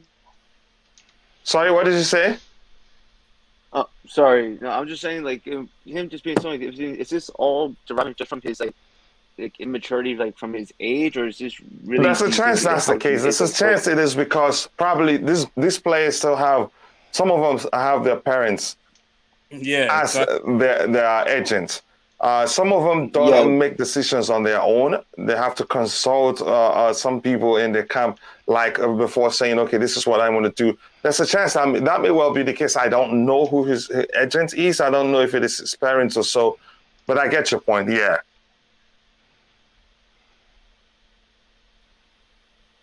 Tribune here says, why, let me read that. Why are we talking like Gilmour has made any demands? That's why I say from again, Bobby says if in fact it is true that he's holding the club to ransom or something like that. Again, I don't know about the story, and then I'm not going to give you an answer. Big facts about Gilmour at Bobby panel. Okay, Taya, thank you for that. People plus subscribe. And like the video says, Sharma Nadalo, I hope you're doing well. I read something before, but somebody was talking. I couldn't read it at the same time. That you're watching from your kitchen. That is just good to see how much you love the show. I appreciate that. And if you're watching, can you please take a second to let us know where you're watching from? And also do subscribe to the channel. Like the video and subscribe to the channel if you haven't. And also share the stream on whatever social media platform where you have presence. Tell people about the channel. Great news about Billy Gilmour. Great news indeed. I was really not happy when I learned he had just 1 year left on his contract. Official Real Madrid confirmed Marcelo is leaving the club on a free transfer with a farewell. Again, that's no point keeping an unhappy player. That's the truth. But there's no way to tell whether Gilmour is unhappy or not, which is everything we're hearing now is just a speculation. Sutran, can we stick to Chelsea? Yeah, but I think it would be good. Please, let's keep the topic to our beloved club. I want for Chelsea to sign good replacement for the outgoing defender. Definitely, they'll be looking to do that. Wait, when did Gilmour hold the club? I'm not sure. I don't want to misquote anybody. Bobby is here to answer your question. Again, Fahim Gilmour has 1 year left, 2 years now, given that extension has been triggered. Foden had to prove himself. Kids should consider it it's an honor to play for Chelsea. I think that's the case. That's a good comment about will they? We don't know. They're all hungry now. Some of them at a very young age represent their country on international level, so would want to be starting games and all that. So, but we're not going to go into that now. Again, Gallagher was meant to stay and chose to play and chose to go to Palace. Why are you digging Gilmour out on rumors? I think the dramatic voice says otherwise. I'm not sure what you're getting at here. Can you be clear so we understand what you're trying to say? Kenny Dalglish, Gilmour. It's not only Yeah, go ahead. Let me just be very, very clear. Mm. As I've said, I don't think there's anybody here that has watched the academy more than I have. If there is, my apologies. Watched them in the flesh, spoken to their coaches. I love the academy players. I have a lot of time and a lot of love for Billy Gilmour. Mm-hmm. My response is to the rumor, and I put it that it is a rumor, that he is saying if the club don't want to play him, that they should sell him because he wants to be playing first team football. I don't think an academy player should be coming out with that sort of statement to the club. I don't think it's right. I think it shows an indiscipline. And if we start to tolerate that, we will start a pattern. We need to slam it down right now. And if, and this is a big if it is true, then he should be shown the door. Straight up. If it is not true, then fine. We look and see if it's worth him trying again to stay in the squad, which I think will be very difficult now. With Ampadu back, with Gallagher back, it's going to be really hard. Or he may need to go on another loan. That's all I'm saying. He's got to be a little bit humble about it. He's 21, not 24. If he was 23, 24, I would understand. But he's 21. He's going to be 22 next season. If after next season there's still no room for him, then it's only fair to talk about going elsewhere. But to demand it now is premature. Mm-hmm. And I think it's wrong. That is the point I'm making. We have to stand strong as a club. You know, when we had the Kounde situation, yes, we messed it up. But if there's one thing I liked that the club did, was when they made their demands after reaching an agreement, we walked away. And that was the right thing to do. Don't let people push you around too much. Mm-hmm. You know, I'm a heavy critic of Marina Granovskaya, but that action for that situation, although the initial error was hers, but the fact that she did not allow Sevilla to negate and take advantage of us at that time was the right thing to do. You walk away when someone's being silly. And in this case, if it's true, we have to play hardball with Billy. If yeah, I think he may well go out on another loan, but it remains to be seen what Thomas Tuchel does. I think he gets to look at them during preseason and decide what he wants to do. Even I think there's something, if he has a chance, there's some number of players that he bring in. If that includes a midfielder, there's even a chance that they may well push for Conor Gallagher to go out on loan. Again, let me just quickly respond to something here. Because towards the end of the season, he was asked about Conor Gallagher. His response that we get to look at all of them during preseason and decide what to do. But some people are pretty sure Gallagher stays. If you ask me, I'd say there's the chance of him staying is really big, but we'll see what happens then. Kronostan here says that you can see on his part the man some game time though, as he had next Norwich again. That may well be the case. And then just Viola, the Queen of House, says, well, the Carbon Kidders have to decide whether they want it to be a big fish in a small pond or a small fish in a big pond. What a way to put it. Again, I agree with you. If that's true, I understand. We did that for Guehi and Livramento. Again, one thing is we can't keep them all. And if players persist, they want to leave, then we just have to let them go. We can't keep them for selfish reasons. If we try to do that, they run down their contract and leave on a free. And with what just happened with Chelsea triggering the extension on Billy Gilmour's contract, even if he wants him to sign another, he wouldn't agree with you to have a clause that will allow you to extend the contract automatically again. But we'll see what happens. Says 2024, his contract expires now, says so on Chelsea website. But read that again. Chelsea Football Club has exercised an option, which means they have the right to do so. True Blue, okay, that's maybe you guys are fighting against each other. I don't want to be part of it. Chelsea should sign very fast up, people. It gets too late. Again, we'll see what happens. But we will see, because it's a rumor, hopefully. Yep, no way to tell if it is true or not. Bobby has his source, and he's saying, again, he's even at that, he says, if in fact it is true, again, Conor Gallagher stays, that's a chance. We don't know. There's no guarantee for any player. Okay,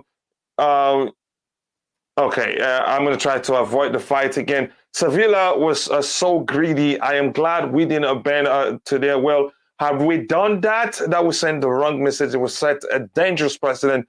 Other clubs will start doing that. I think it was a good thing we didn't give them how much they wanted, given they wanted to take us for a ride. And we didn't allow that to happen.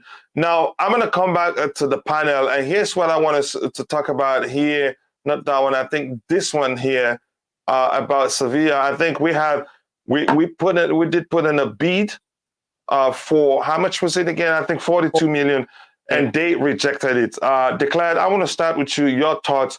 And they're asking for anything not less than, I think, there's 65 million euros. Again, your thoughts, Declan. Yeah, that's why this might be dragged on a little bit longer than we believe, because I think that bid was lower than what we were going to pay last time round.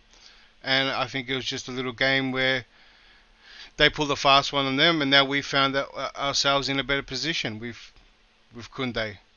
With Kounde actually wanting to leave, and more or less a disgruntled player for them. So I think Chelsea might end up paying what they offered last time, but I think they are testing the waters. I still think that we might get him cheaper because of they have to get rid of him.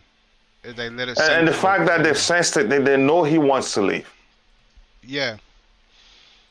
And I don't think they're going to risk another season of denying him a move. Yeah, and given how much he wants to, he has the will to join Chelsea. I think it will be a huge risk for them because he's shown his descent when the deal fell through. The last time we pushed to sign him, I think he left camp. I'm not sure if that's the case. Correct me if I'm wrong. He did, right? So something like that. I think we understand also, whoever is negotiating for us understands they would want to get rid of him, because the lesser the years he has on his contract, the more the possibility he'd leave on a lesser fee. And there's a chance he may well decide, okay, you did this to me. What I'm going to do next is leave on a free. That's a chance that happens. So, Declan, thank you very much for adding that. Tobago, your thoughts? My thoughts about Jules Kounde deal. Again, Chelsea should be careful on this Jules Kounde deal. If we can't get him this summer, Tuchel will be frustrated. Remember, last summer we were so close on getting him, and we end up not getting him. Unfortunately, yes, we did right, because Sevilla wanted to trigger us there. But again, the release clause is short-hander. So at least we should negotiate between 50 to 55. That will be great. Not paying less than that, because like Sevilla won't budge. Again, they will say this player is under contract. He will stay. So again, we should be careful again. Here's one thing again we should know. That highlights the fact that the difference is just 10 million. If you're talking about again, because that amount is around 55 million pounds.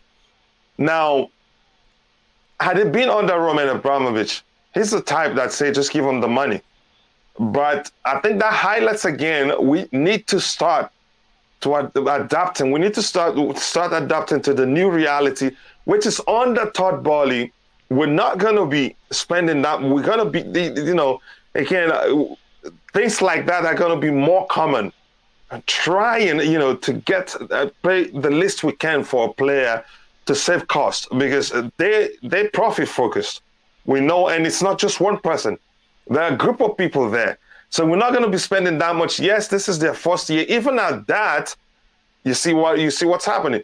Even with Lukaku's case, with Todd, they'd say, okay, how do we get rid of him? Well, some people were thinking they're not going to mind taking a huge L just to get rid of the player. But we heard the statement that they're not going to do it in a way that they're going to lose anything big.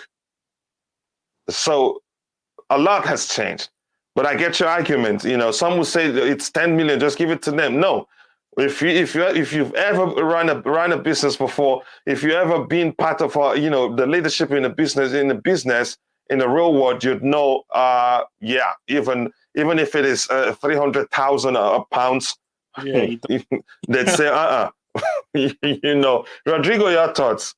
Yeah, obviously, I would say, because obviously I'm now running the business, I would say pay up the money. It's only £10 million difference, but I understand why the club wouldn't want to just pay anything, because once they know this, I think the football community is probably a small world in terms of like transfers. Other clubs will know. Chelsea, all we have to do is pressure them. They'll put up the money. They'll pay up more than what we believe the player is valued. I think this Kounde deal, maybe it's because it's at the Nations League camp. Maybe that also has an impact of why we haven't completed the signing yet. But for me, if it obviously was that done to me, I would just say, right, just give Sevilla like extra 10 million. But I know that's not a smart way to run your business. Yeah, I think we'll sign him. We will sign him. Maybe we might meet halfway. Maybe we might get up to maybe 50 million, or because we bid at 42, which is good. You don't want to go in with a £60 million bid. You go with a low evaluation, and then we might meet them halfway. So I reckon we'll tie this deal maybe at 50 million. Yeah.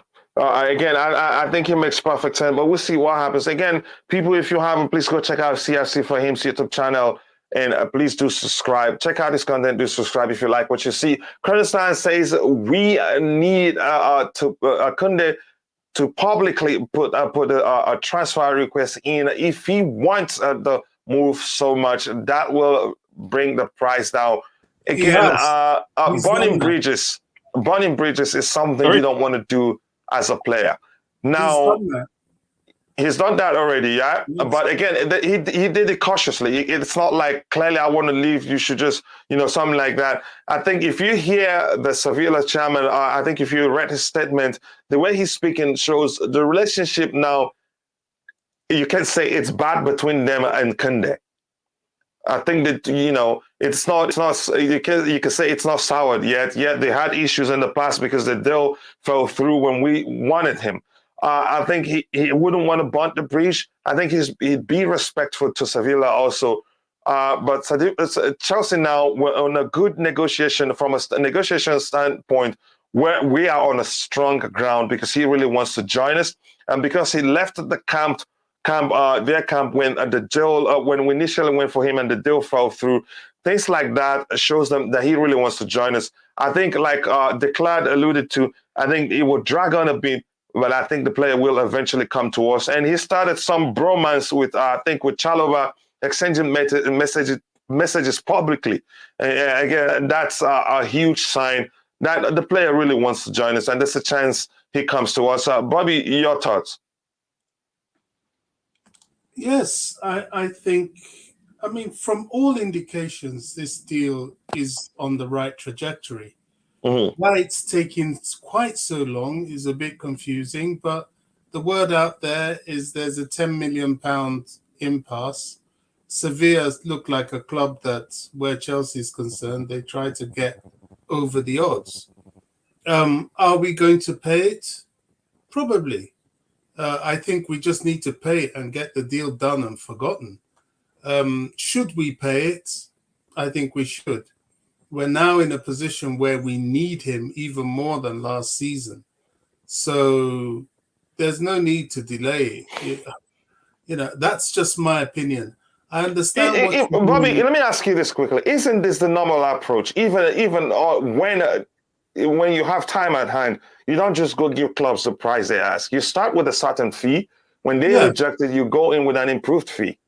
Yeah, that's the negotiation, isn't it? So Mm-hmm. that's what's in progress. Neither side has said no. Just addressing your point about the Boehly consortium and their shrewdness with business. Mm-hmm. Yes, I think going forward they will be more astute in their purchase, bearing in mind that there's an inflated football market anywhere at the top end, but they will be more careful. But I don't think that will apply to this summer. This is the summer to increase upon their investment. Look, they've spent 4.25 billion on this club. They can't let it not fail, not succeed. The blueprint of their returns on this is success on the pitch. So a further 200-300 million, should they need to spend that much, really doesn't mean that much in the bigger picture. And I think they'll be aware of that. They've invested huge sums to buy this club. They know that the investment hasn't ended. Fortunately, some of that 4.25 billion is already an investment into the stadium, but into the playing personnel, to which part of it is also a commitment to that. They know that they're going to have to pay more because the squad needs to be rebuilt. So there's no escaping it. This is going to be an expensive summer for Chelsea. It won't be a summer that they're going to have to repeat the expense. That's why I'm beginning to suspect, and this is purely from my point of view, that the defensive reinforcements may end up being somebody like Josko Gaviol and this Bremer fellow, as opposed to a further investment into an old player that doesn't have as longevity like Koulibaly. I don't know. I would like Koulibaly, but I can see and I would understand if they spend the money on Josko and Bremer. Yeah, when you put it that way, it makes sense. Yeah, because I don't think they will want to spend so much money. I don't think they'll want to come back again And keep spending. To spend again another 50 million or whatever on a defender. Yeah, I think it actually absolutely makes sense. Yeah. Let me quickly catch up with the chat, and then I'll come back to the panel again. Thank you very much for that. Adding to that, to what Bobby said, Rodrigo, I do love that. We need Kounde. Okay, I've read that. And says Triple says Gilmour will be better learning under Vieira than Lampard as a DM. I think it makes perfect sense because Vieira himself was a DM. And again, I think it better go, if he's going to go on loan, let it be to Crystal Palace. And yeah, it makes sense. And now I changed my mind. I wanted if Callum Hudson-Odoi would go on loan, let it be under Vieira. But since we're allowed to, loan out a single player to a single club, I think it'd be will better benefit, I think, Gilmour, because I still think Thomas Tuchel would want to keep Hudson-Odoi because he likes him. It feels like he can get him to become something special at Chelsea, which was why he didn't let him live alone in the first place. Yeah, you wanted to say something, Rodrigo? Yeah, and plus, I agree. Vieira will be so much better than Lampard for Gilmour. And also, we need to cut that attitude of Lampard that he can just pilfer Chelsea players at will. No, that has to stop. Vieira is an excellent coach. Look what he's done with Conor Gallagher. That should be enough to encourage us, if possible, to do more with him than Lampard. Absolutely. Yeah. Rodrigo, you wanted to say something quickly before I continue with the chat? Yeah, when you send them on loan to clubs like Crystal Palace, they're not gonna poach your players. They're not gonna try to tap them up. You're always gonna get them back. They go on loan there. It's not like a club that will try to buy those players. So that's why I'll be happy to send him on loan there. Whereas if you send him on loan to a club like maybe, say, Aston Villa or Dortmund, where they can actually buy the player and they can actually, you know what, you can stay here. You know what I mean? Yeah. Yeah. Again, to this comment here, Phantom says Sevilla knows they are in the driver's seat. No, they're not. In the case of Kounde, no, not really. I think they'd be concerned truly that the player wants to join us, and I'm sure they're well aware he visited London. I think it wasn't for leisure, or if you like, it wasn't for vacation. He probably was there to talk with Chelsea, but it just we were not able to get. You can't pinpoint who he came there to meet with all that, but all the signs that he wants to join the club. So Sevilla will be concerned, but I think the player will still come to us. For him, I've been lucky much of my life. Okay, good to see. That's a good thing. Again, True Blue absolutely would be better on the Palace, and it would lessen the blown on them losing Connor. Again, yeah, to maintain that relationship so that we can always give them somebody, because they've done well by us. Other clubs that we sent our players on loan at the Premier League didn't. Again, I don't want to go into that. Okay. Okay, let me go down. Under Roman Glazer's clause, there is no profit for 10 years. Yes, that's again. Thank you for this delicious comment there, True Blue. But the truth remains: a wise businessman starts planning earlier. No profit doesn't mean that they will be reckless at this point. Yep, no profit for 10 years does not mean you'd be reckless at this point, because if you become reckless, because if they become reckless because they're not allowed, no profit for 10 years, then you'll be deep down into a hole when it be time to start reaping profit, that before you break even, it's going to be very difficult. Thank you for this. Again, it's a delicious comment, but we must understand that that's no guarantee. That's not why they should be reckless. But I understand that may not be the reason why you're sharing this.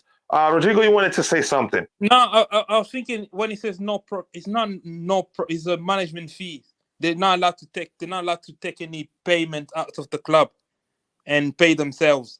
The club can make profit, but the profit has to be reinvested in the club rather than them. Like what the Glazers do, sometimes they take debt on the club. They use the club as a collateral, and then they use those debt to finance other activities, obviously because they use that as one of their assets.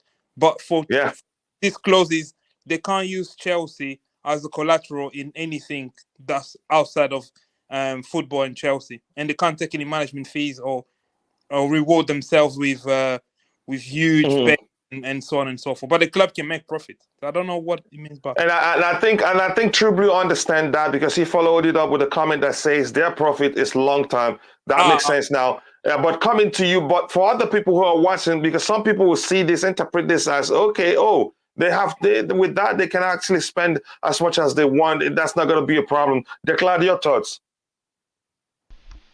with this comment, or what you were talking about? This comment on the screen. I hope this shows that he himself just to clear things out. He says the profit is long term. Yeah. But some people will read this and say, okay, which means they can spend anything they want. They shouldn't care. Go ahead. Well, they have been spending though, the Glazers, but they've also. But this comment is referring to Chelsea. He says under Roman's Glazers clause. Okay, sorry. I read just Glazers thinking Man United. With Roman, I think that's going to be the biggest concern with this new consortium, is that with Roman, we've run the best because we ran like a non-profit. We used all our resources.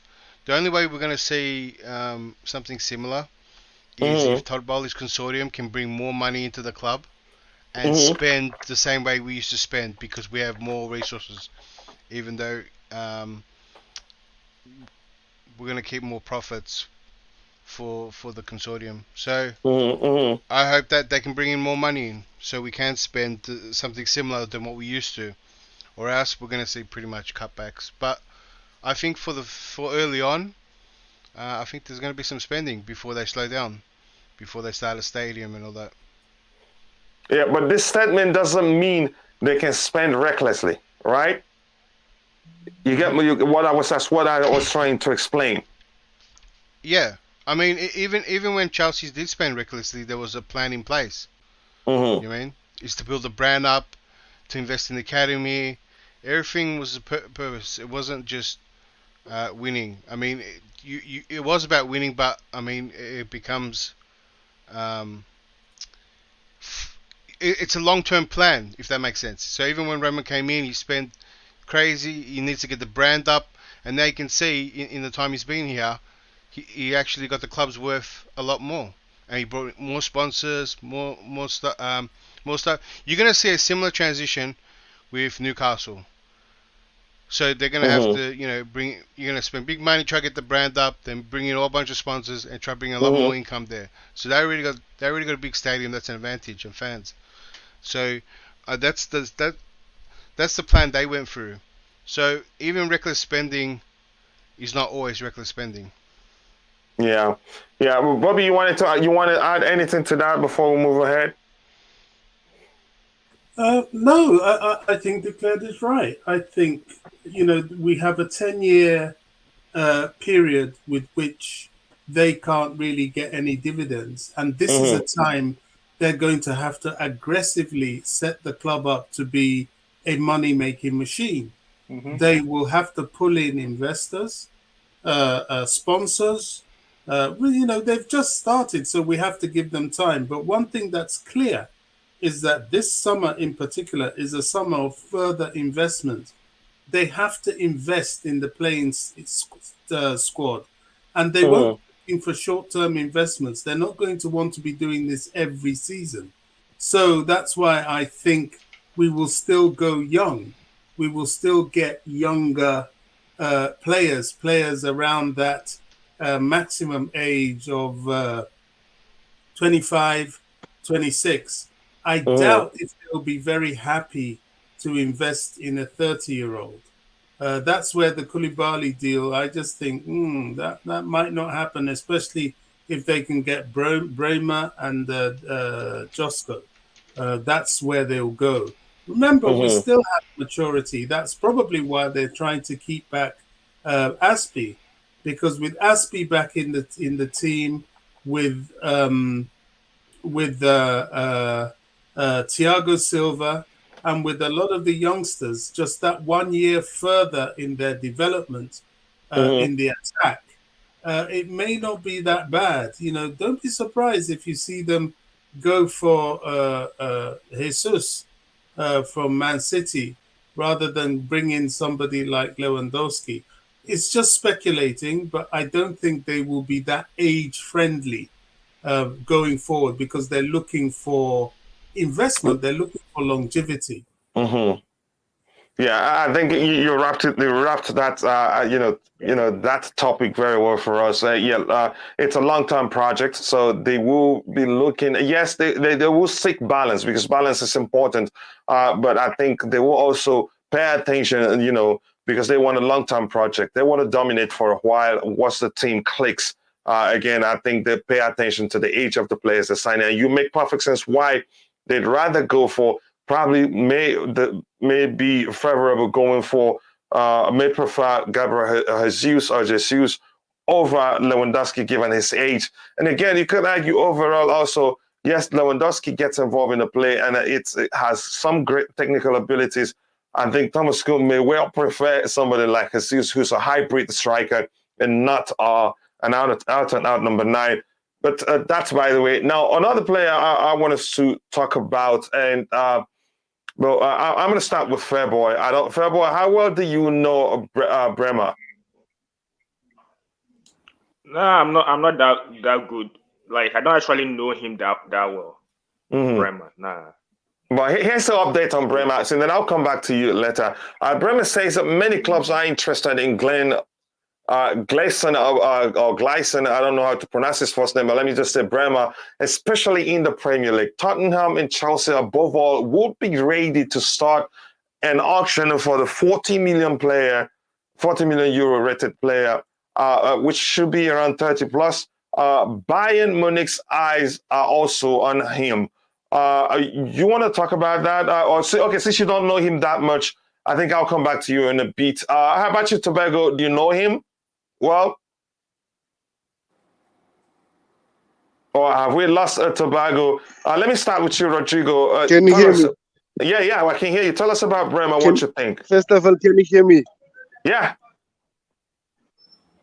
Yeah, we can hear Can you hear me? Yeah, it's crystal clear, brother. Maybe Tobago cannot hear us. Rodrigo, you want to come in? Can you hear me? Yes, we can hear you. Go ahead, Tobago. Okay.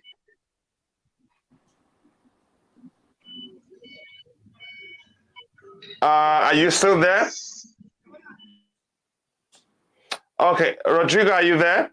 Yeah. Yeah, go ahead. How well do Yeah, you know but- Bremer? Do you think it will be a good signing for us? And for 40 million, I'm not gonna pretend I watch the Serie A every week, but since we were linked with him again, okay, here's something for you to know. Everybody on the panel, he won the Seria A Defender of the Year. Yes, yeah. He's that good. So go ahead. Yeah, I've watched compilation of him on YouTube, so that's as far as because obviously once we're linked with him, I was like, oh, I don't know this guy well, so I went and watched a few videos of him on YouTube. From what I can see, obviously YouTube is not the best place because they're always gonna put your best videos. He looks like a promising player. I wouldn't turn him down. Look at Arsenal; they got Tomiyasu, and then obviously when he started off well. So you can't really just because he plays in a Serie A and say he's not gonna perform well here.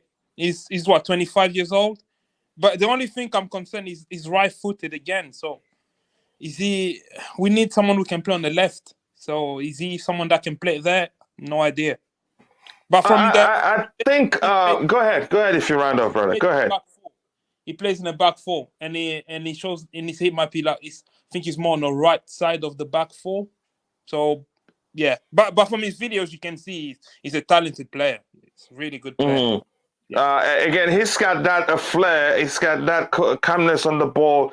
Again, I think he's for him. If you ask me, I'd say he'd make a good. I wouldn't say replacement, understudy for.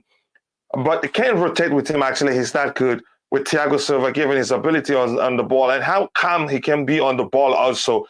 But I think.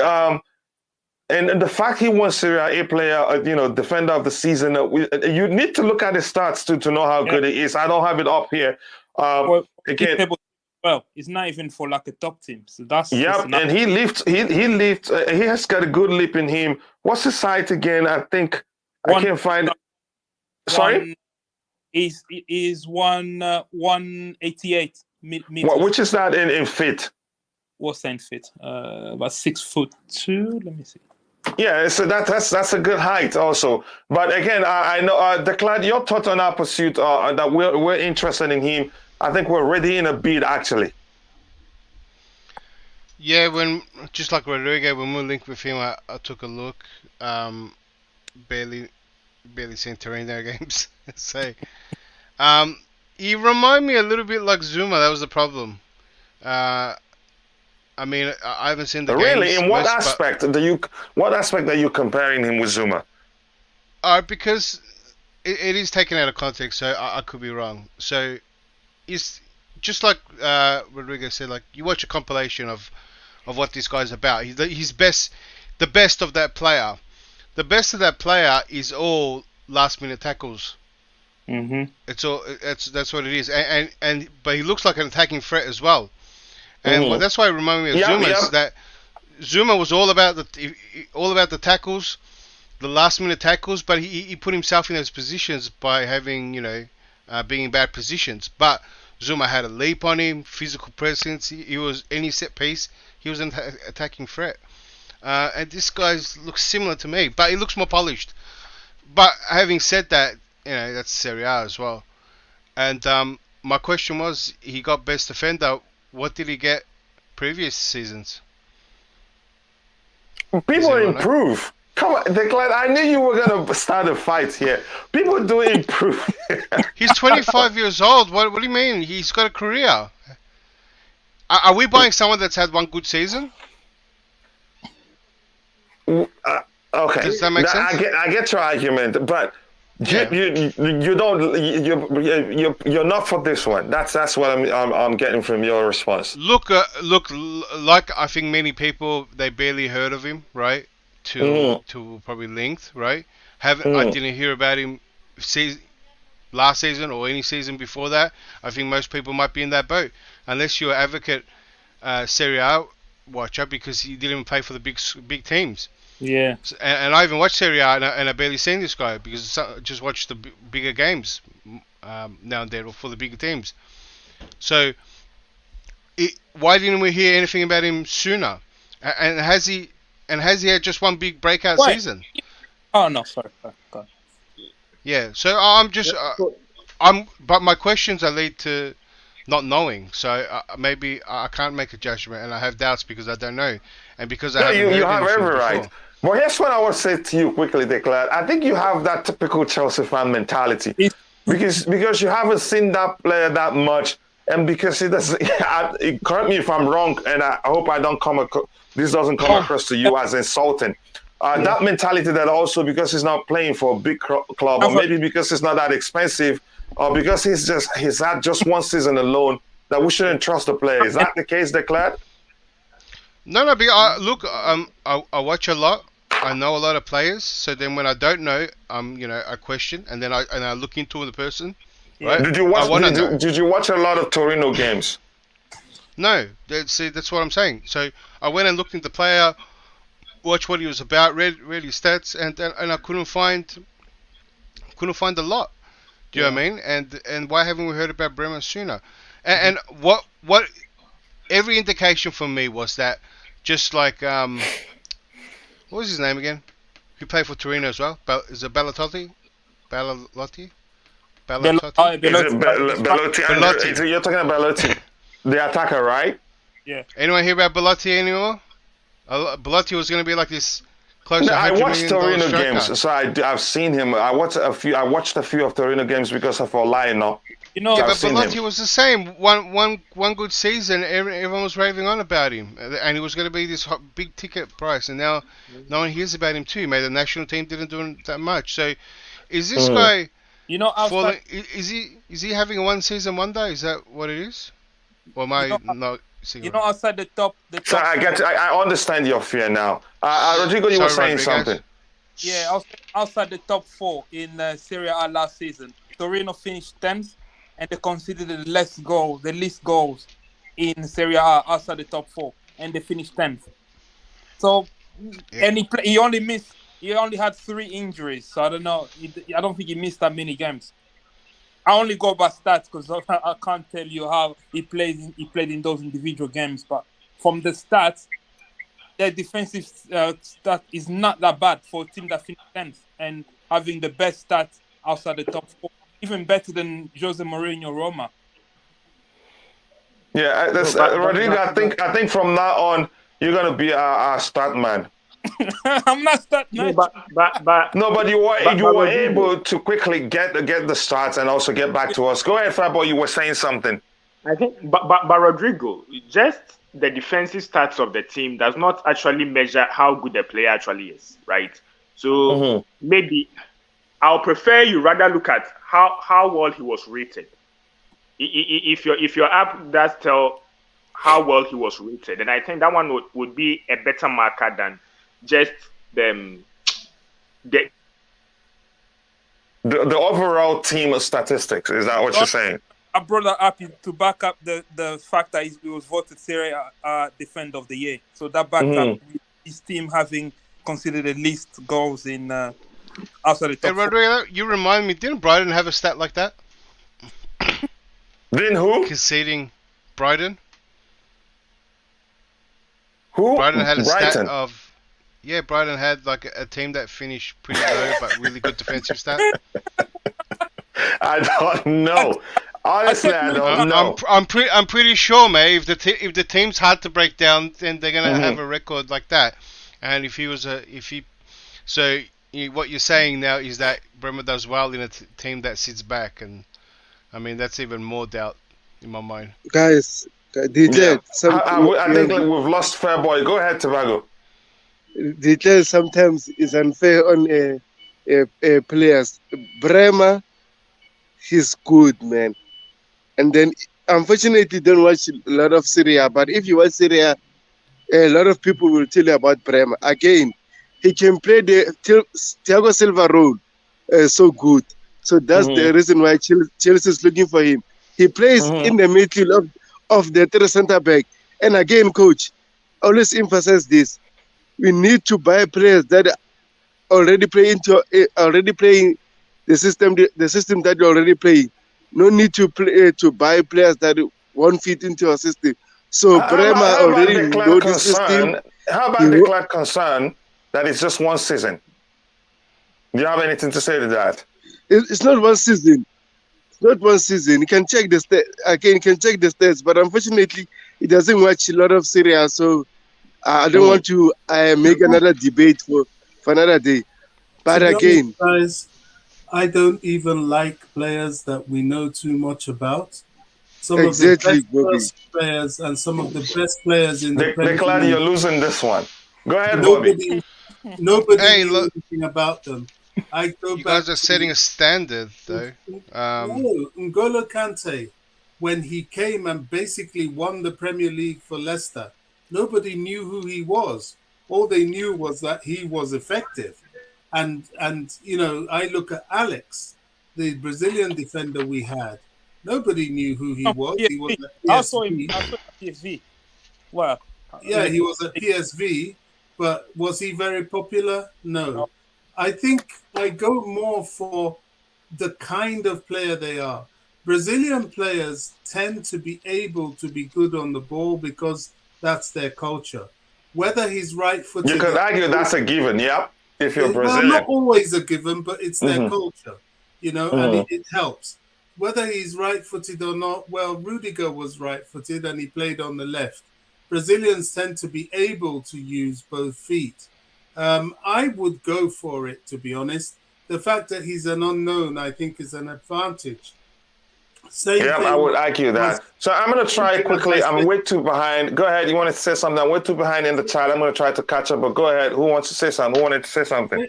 Same thing as I said, that we would not go for him without complimenting him with Josko Gavido, who is left-footed. I'm still not for us going for Gavido, where we'll have Levi Colwell, who plays in the same position. Well, you got to be open, coach, you know? I'm open. I'm still, listen, I'm still not for. Just because you don't watch the Bundesliga, you know? I do watch the Bundesliga. I do watch Seria A games too. The only league I don't watch is the Netherlands. How do you call the league in there again? Eredivisie or something. Tobago said that he played in the silver role too. I just seen him. He was playing like Rudiger, doing all the tackles and stuff. I didn't see him in the solidify. He's capable of playing that role. That was my argument. But that's, by the way, I get your point. Hey, look, I'm open. What I'm saying is that if I wish everyone was as open to every player, because when it comes to well-known players, people are less. They pull back even more, and unknown players. If people are very open, I'm pretty open. All I was raising my concerns is that why haven't we been hearing? He's 25 years old. Why hasn't he been sought after? If he was on such a level, 23, 24, you know, especially playing in a team like Torino, he would be sought after. At what age did we get Drogba? That was my question. Did he have a one-season wonder? At what age did we get Drogba? Exactly. At what age 25. Did we get him? 26, 25, 26. And he wasn't like he was the best then when we got him.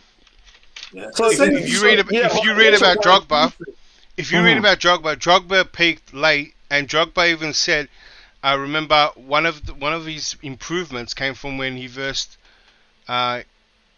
when Newcastle played against Marseille, and how all the Marseille defenders were saying how hard Shearer was to mark, right?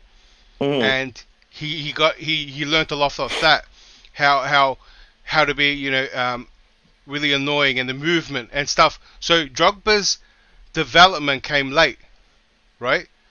And so, but once he started to peak, that's when Mourinho actually saw him and wanted him, right? For his abilities. No, but my question was from an age perspective. Like you said he's 25. Why hasn't this happened? Why hasn't the other thing happened? Yeah, but Drogba's not right now.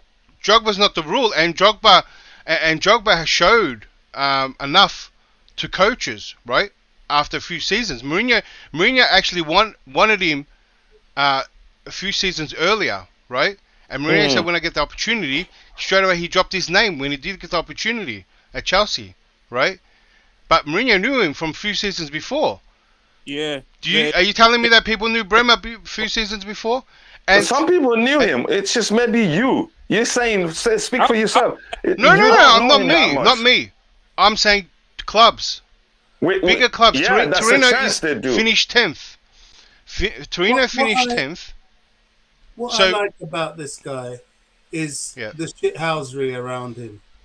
He has that Rudiger shithousery, and you need that in the Premier League. You know, he's rugged, he's aggressive, and we need that. So I'm not that worried that he's an unknown, to be fair. Yeah.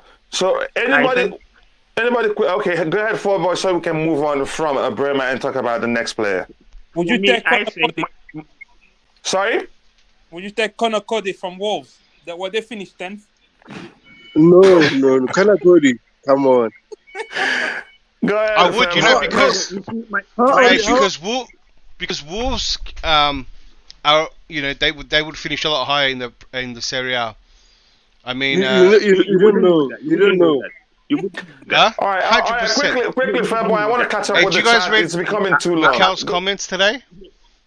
Who? About the Serie A? Obi Mikel? Yeah, I read that too. That's slower.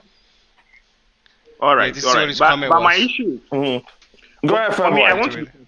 I want to be consistent here. You see, when we were linked to Darwin Núñez, right? I said that the reason why I wouldn't pick Darwin Núñez was the fact that his breakthrough season was just last season, right? And he's performed over just one season. So he needs to prove it for another season more. So I'll be consistent with this guy too. If it's just one season, he's done well. I don't want to risk that because what if it's Ghanaian? It's not one season. No, it's not even one if it's season. Ghanaian, no. Even if It's not one season. I wouldn't risk that.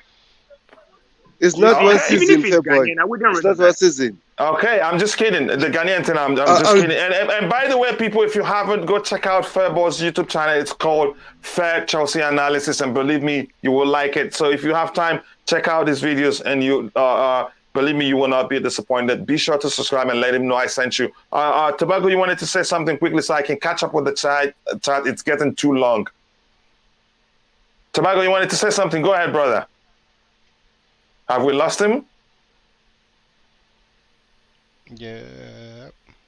Okay, if he comes back, I'll let him speak because he wanted to say something, I feel. And now, people, we have just 5 more likes to get to 100 likes. We're shooting for 200 likes. So if you haven't, please take a second to like the video. It doesn't cost anything. It is free. If anybody asks you to pay, tell them Just Viola, the Queen of the House, or Tobago had already paid for you. Please keep liking the video. And again, thank you already for 95 likes. That's not easy. I sincerely do appreciate that. I'd be ungrateful not to say thank you for that. So thank you for 95 likes, but I know we can do better because we have 118 people watching. So keep liking the video. That does go a long way for the channel. If you haven't, also do subscribe to help us reach 3K as soon as possible. I think I've read that. I'm just going to skip a few. I just wish we were able to try get him before Diego Carlos left. Who's he referencing? I'm not sure who. Again, says, let me see this. Says, yes, he never made an outright declaration to leave up. Players are cautious about that. Again, says, I am a good Chelsea fan, but I never joined the official fan. Okay, you're welcome here. Again, this is you being part of the support team. Again, it says, Kronistan, as a DM register, he would learn more from Vieira. Again, I remember that argument. That makes perfect sense. I'm going to skip quite a few. Bayern Munich started with 30 million for Mane. Again, yeah, that's a good way to negotiate. France have a game tonight. His away in Paris cannot register him anyway. Again, I think he's talking about Jules Kounde. I don't think it's about Kounde. It's a must. It's about getting the profile player like the players that exited. There's no chance you get a like-for-like player for Antonio Rudiger. There will never be another Antonio Rudiger.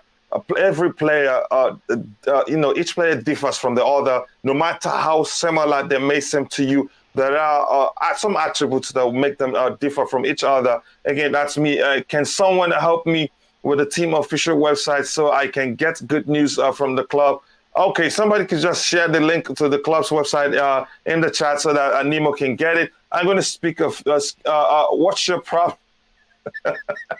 Maurice. Oh, my goodness. That's hilarious. My problem is I want to join the club.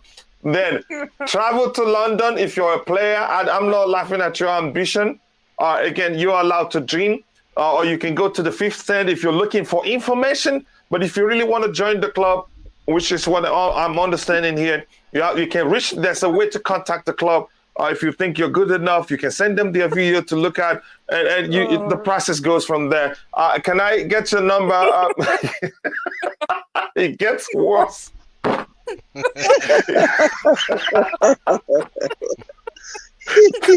That's hilarious. Okay. Okay, Lam. Go ahead. You give him your number. Again, if you're on Twitter, I try to follow a few people here. If Lam can share his Twitter handle, maybe he can help you. I don't know. I already downloaded it. I don't mean to laugh at you. I don't mean to laugh at you. This is just hilarious. But again, you're welcome. Feel at home here. You can ask questions here if you're looking for information, and we'll try the best we can to answer your questions or address your concerns. But if you've downloaded the app, then you're good to go. Check you. They have quite a lot of information there. When the club announces new signings, you'll be one of the first to see it. Again, and Liam says, I don't give fuck my number, Morris. Such Chelsea club membership, and that will, find it. You can join through that. Again, this just made my day. It's again, Liam also is trying his best to be as civilized as possible, and I appreciate that, Liam. I know one can easily get frustrated when you see such questions. Remember, we have a DM position to fill. Buying defenders alone won't solve the problem. Again, we should be looking for a particular type of DM.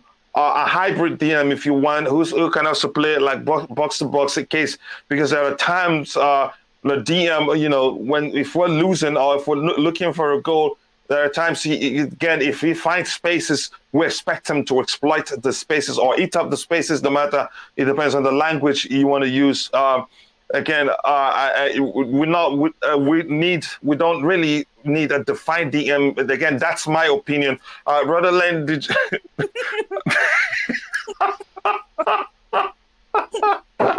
I'm sorry. I'm really sorry.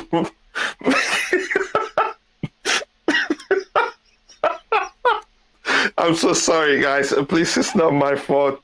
Yeah, he's calling him Brother Lane. Oh my goodness, please get myself together again. I'm with the show. I'm not going to read that again.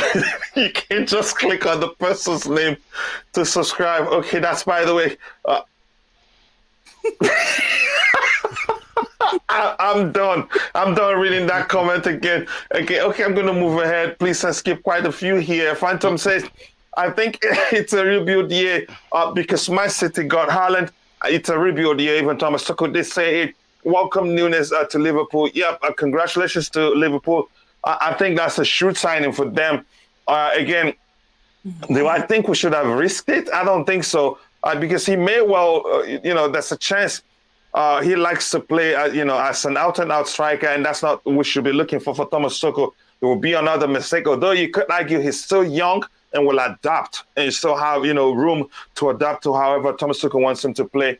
But again, we're not going to get into that right now. I said I was going to skip that. How did I look at it again? And they're having a serious conversation there. I want Robert Liu again. Roman stopped investing from 2009. Academy women are not included. FFP. We've been sold to buy for years. Yep, I think you've mentioned that on a few occasions. Yes, the tradition at Chelsea has become we sell to buy, which you can see as making room or to making money to have enough to buy the players we want to buy. Again, thank you for 103 likes, but I know we can do more. Please keep liking the video, and if you haven't, do subscribe to the channel if you haven't. Says Haaland, City, Liverpool, Nunes. Yeah, while this guy is saying that he do not want Sterling, I don't know. You asked the guy in question. Everybody have their reasons. Do I want Chelsea to sign Sterling?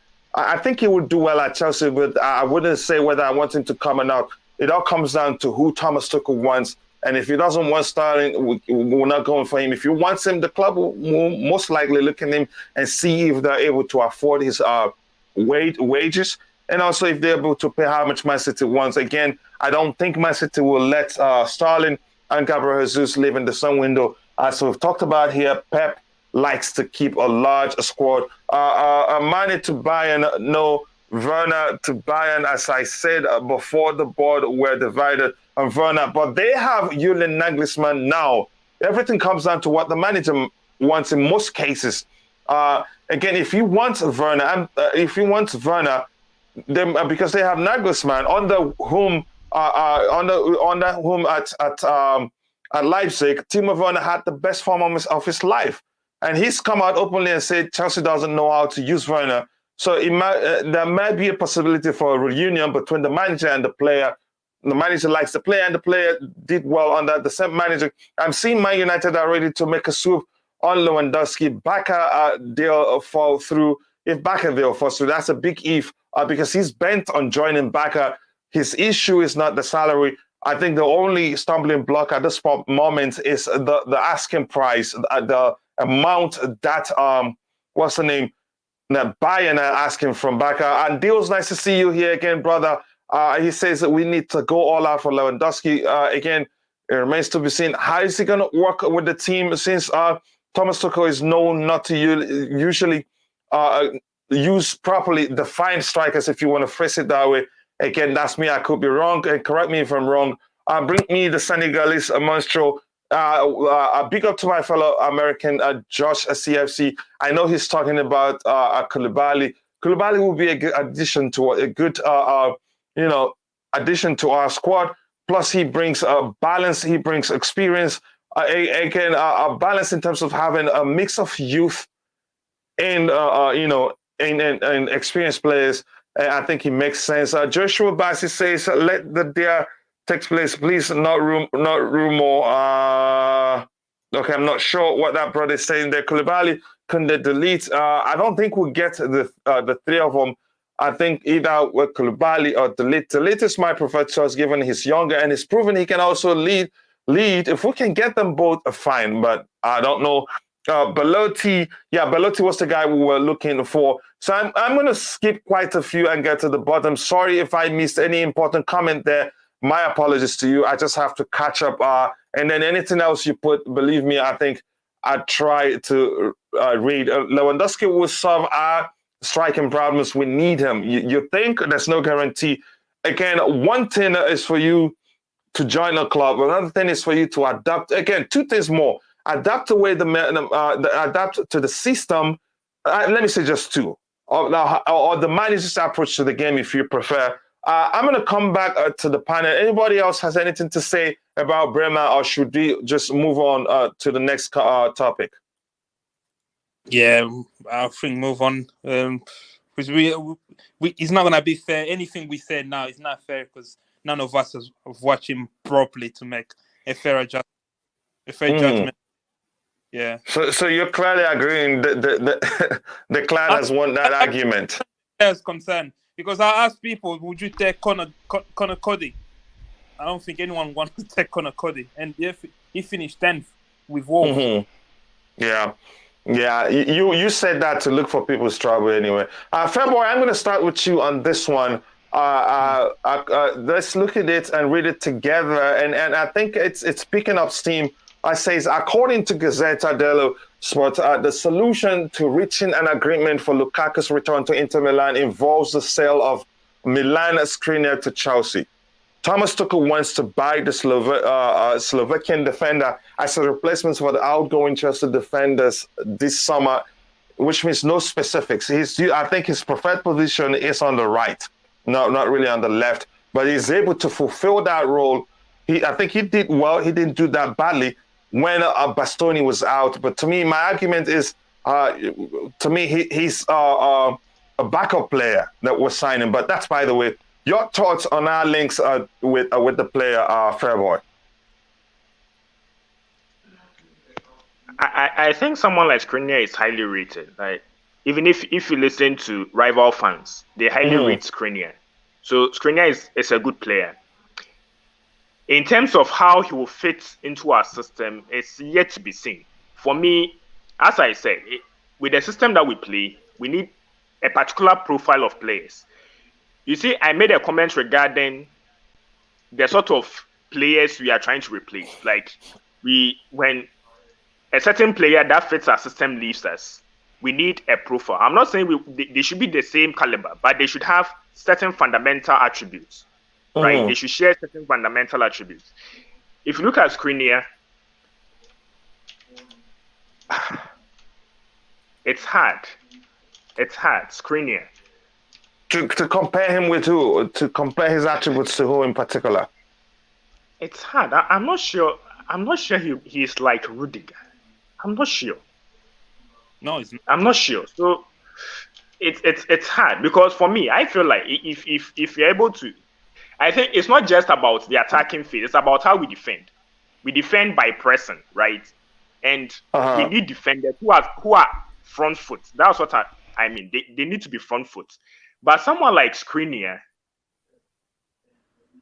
okay, I would imagine he is front foot because under Inzaghi they play this sort of nice football. Definitely they'll play some sort of pressing football.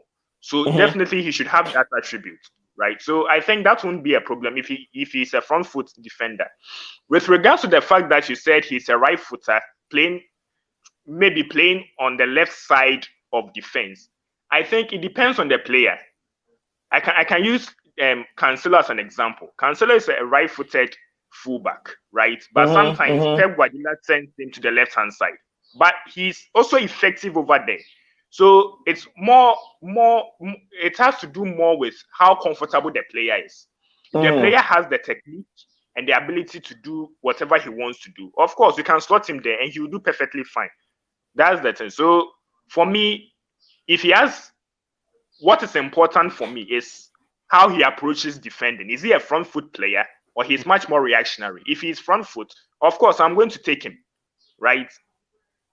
I'm going to take him and the rest will come. So for me, I think he's not if rival fans even are rating him to be that good, then of course, I can have him in my team and he can solve a problem for me. Yeah, again, that's a good, respect. Tobago, how about your thoughts on opposite of Skriniar? Okay, every time I come to Tobago, boom, he's gone. Rodrigo, you go ahead. Your thoughts on opposite of Skriniar? Is it a player you would want to see at that club? If yes, where? What position? 100%, I'd love to see him. What position do you have in mind? Again, I don't. Maybe with a player like this, maybe we can revert to a back four. Who knows? And he can play. He can play across. Obviously, in the back four, he can play as the two centre backs, and he's very good. Inter Milan are probably the best attacking team in Serie A, and he's part of that solid defensive team that he progressed the ball well. And from the time that I've seen him play, he's really good. He's really good at passing the ball out. And he's a player I would definitely take. Because obviously, how about the argument? I would argue he plays second fiddle to Bastoni because he gets to play on the left hand side on the LCB position when Bastoni isn't playing, and on the right hand side he only gets to play when the guy that starts more often on the right hand side isn't playing. I swear they play together. That's the part. Him and who?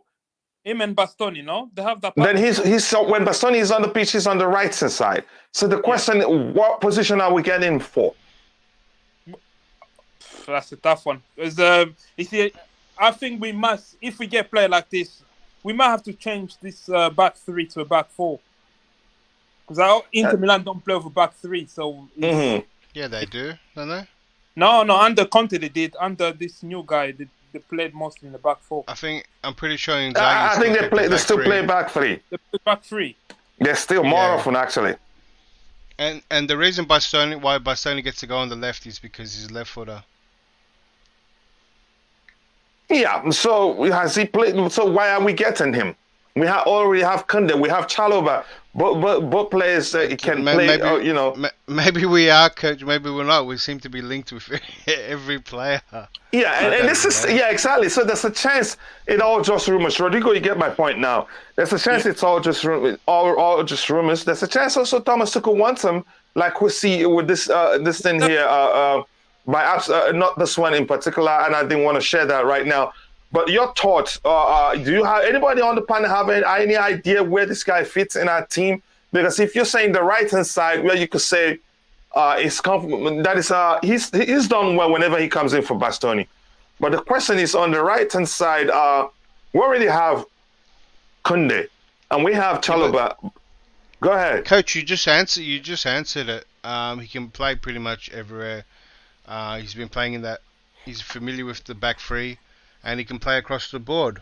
But if we're paying that much money for him, I think it's more than 40 plus. Yeah, but he's not. In this case, he's not moving because he's the lesser skilled player. He's moving because he can play anywhere where the other players can't. He's skillful for real. But go ahead. It's not about skills. I'm saying he moves positions because his versatility, not because the other players are better. So the other players aren't versatile enough to move. That's why he moves anywhere the back three, which is a great quality for us, because then he can cover any position we need as well. In the same way, just like you said, say if Kounde can only play on the right, say if Silva can only play in the middle, well then his Skriniar can play in the left if we need him. And if we get another player that plays in the left, then he can play in the middle. Do you know what I mean? He can play anywhere across three, and that makes him a valued player. If he can play anywhere, and he's been already doing that at Inter. Yeah, but it would be nice to get a good understanding of what we're doing with him. Maybe coach, specific. Go ahead. But coach, we're the same persons that were the same persons that were making noise that we didn't have squad depth, quality squad depth. Yeah, so, but with two players on the right hand side already. Here's my argument. I'll let you continue, brother. On the right hand side, we already have a Chalobah and Jules Kounde, and even Reece James in most cases can start in that position. But in some cases, so to speak. Now, the left-hand side is where we're saying if indeed we're looking at those, Jules Kounde comes in, if eventually we sign him. The left-hand side is where we have a problem. Let's assume, okay, we're sure we're going to get Kounde. The left-hand side is where we're not sure yet who's going to come in. And if we're looking at him for the left-hand side, my argument is that he plays second fiddle for Bastoni in that position. So we should first of all look for a specialized player. Then, a utility player can come in who can also play in that position if something happens. That's my argument. But go ahead with what you're saying. And Rodrigo, you can handle the show for me. I'll be back in a few minutes. Go ahead, fair boy. Okay. So if that is the case, fine. Chelsea play with three defenders, is that not so? And who just said that he could play across the back line? If he could do that, then the center of the three back is also up for grabs. Okay, so for me, I think that if last season we're crying because of squad depth, and we have an opportunity to improve the depth of our squad, then why don't we sign the player if he's good enough for our team? Yeah, that's my argument. Why don't we sign any player? It's a weird one. We're linked to so many that we don't even know who we're really after, to be honest. I think we've got enough players to look at the squad depth.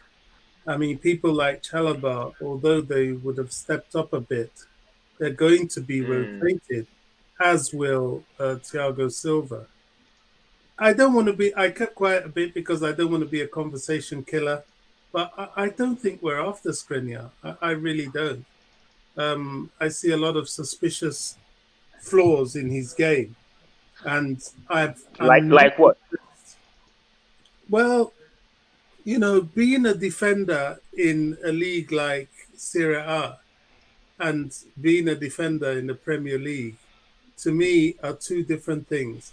Now, you might say, well, Bobby, but you were keen on Bremer.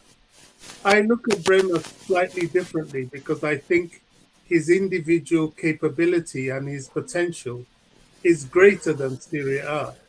But Skriniar is where he belongs. And I can't, I can't remember when last we had a defender from the Italian league come to the Premier League and rip up trees, apart from people like Thiago Silva, who went through Paris Saint-Germain, and they're excellent players on in their own right. I don't know. I'm not convinced. Maybe I'm totally wrong, but I'm not convinced by. No, but you've not mentioned. Wait, you just mentioned. You just said he has certain significant weaknesses. So I wanted to know which weaknesses there are. I think you've not said anything about his weaknesses. I think. I think if placed in the Premier League, he might be suspect in the air. This is just my opinion, and I'm not sure just how good he is on the ball. And the way Chelsea play, if you look at our back line, they have to be good on the ball. So I don't know. For me, the jury's still out on him. I'm not saying, go for him or not. And I'm not even sure we are. This is the funny thing about it. I'm not sure Chelsea are even looking at him. What we've all experienced with Chelsea is that a lot of players we're linked with, we're not even looking at them. It's just the newspapers. Yeah. Anybody want to add anything to that before we move on? But I have a question.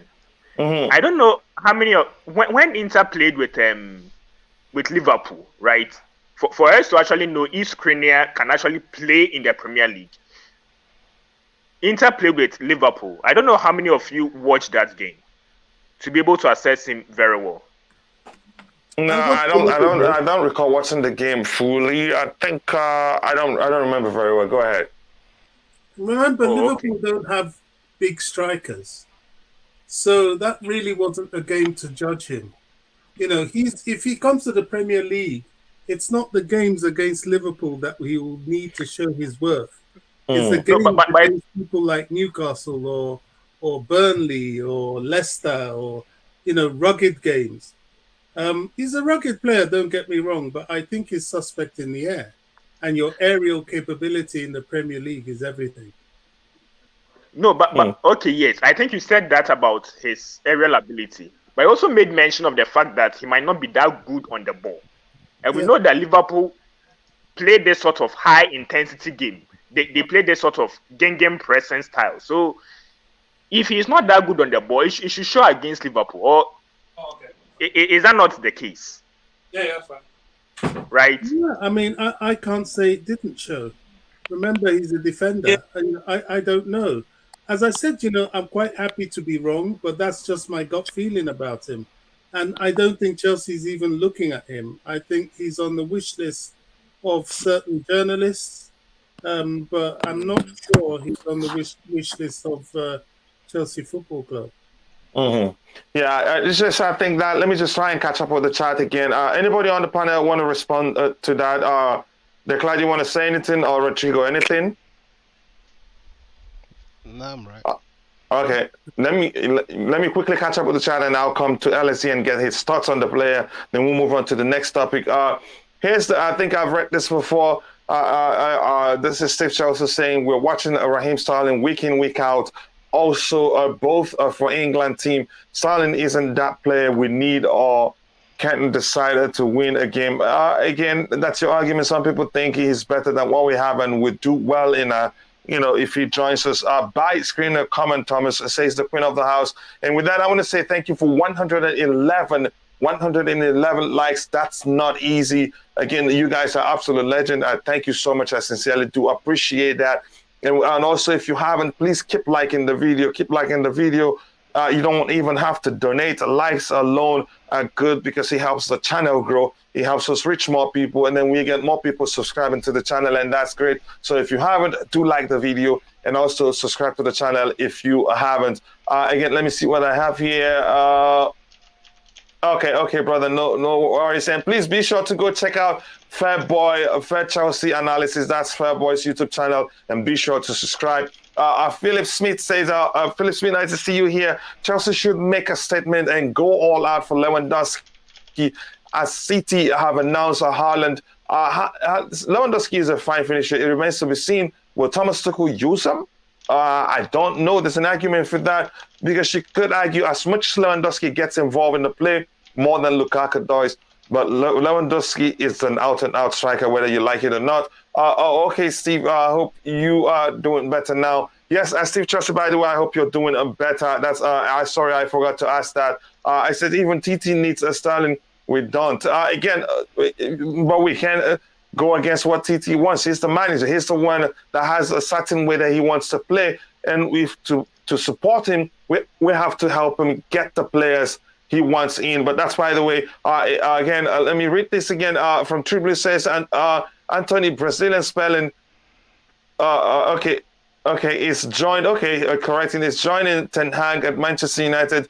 He is a winger anyway. Nkunku set to sign an extension with Leipzig. Yeah, that maybe that one puts to rest, if he eventually signs, that puts to rest the rumors that we are looking at him. There's a chance we will really, maybe looking at him, but that puts to rest that argument. Defense Koulibaly, Kounde, Skriniar, Bremer, add more to it. Jimenez, my defense signing, again, signed 3 of the names you gave. Again, 72 facts. I hope you're doing well, brother. Nice to see you. Again, I'm 100% sure that Chelsea will sign one of Koulibaly or delete.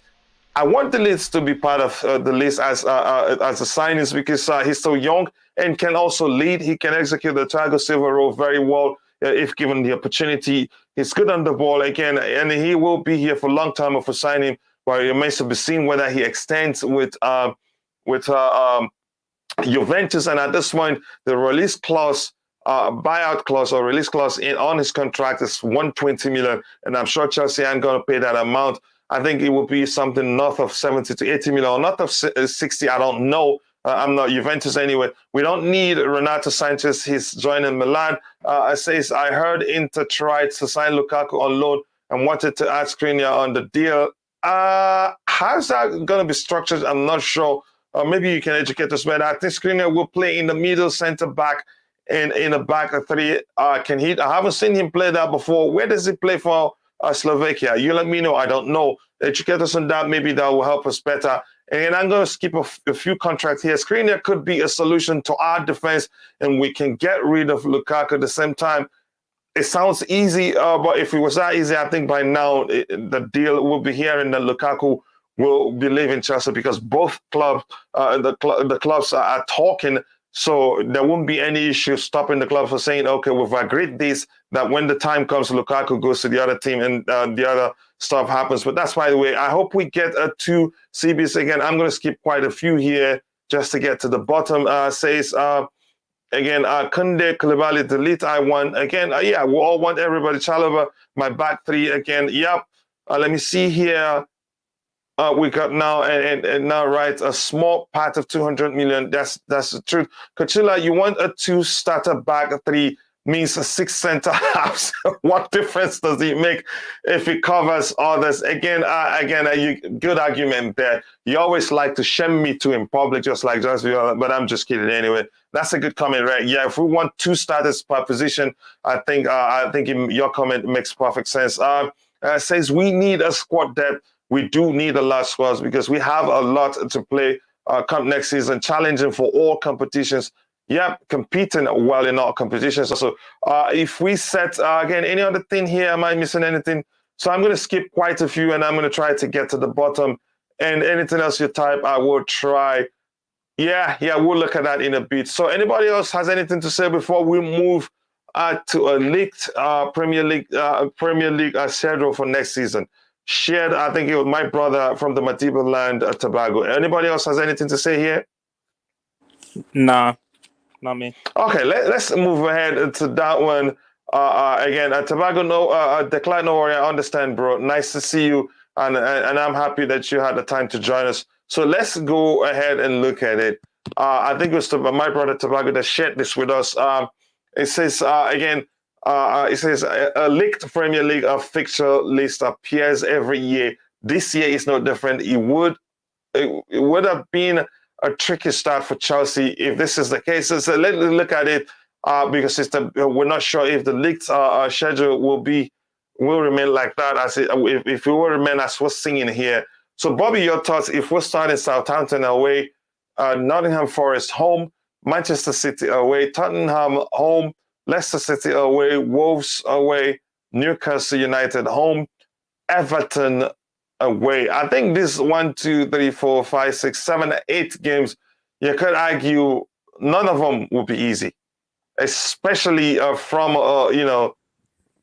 those. I believe you could say Newcastle will become even stronger by the time the season starts.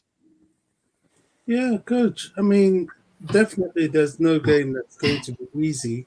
And all games are going to be harder still. But, there's a limit. I mean, I can't look and seriously comment on something that's not legitimate. But if, for instance, this is it, let's assume this is it. Well, if it is, then there's no fixture that will come out that will be like picking daisies in the field. Even with the newly promoted teams, we have to hit the ground running. We have to be ready. And usually the newly promoted teams are the hardest. Exactly. This is the Premier League. So I barely look at fixtures. I really don't. The only reason I look at the fixture in the beginning is to maybe plan for matches I'm going to go to or to work at. That's it. But as for the content of the games and the competitive nature of the games and whether there's an advantage or not, I don't.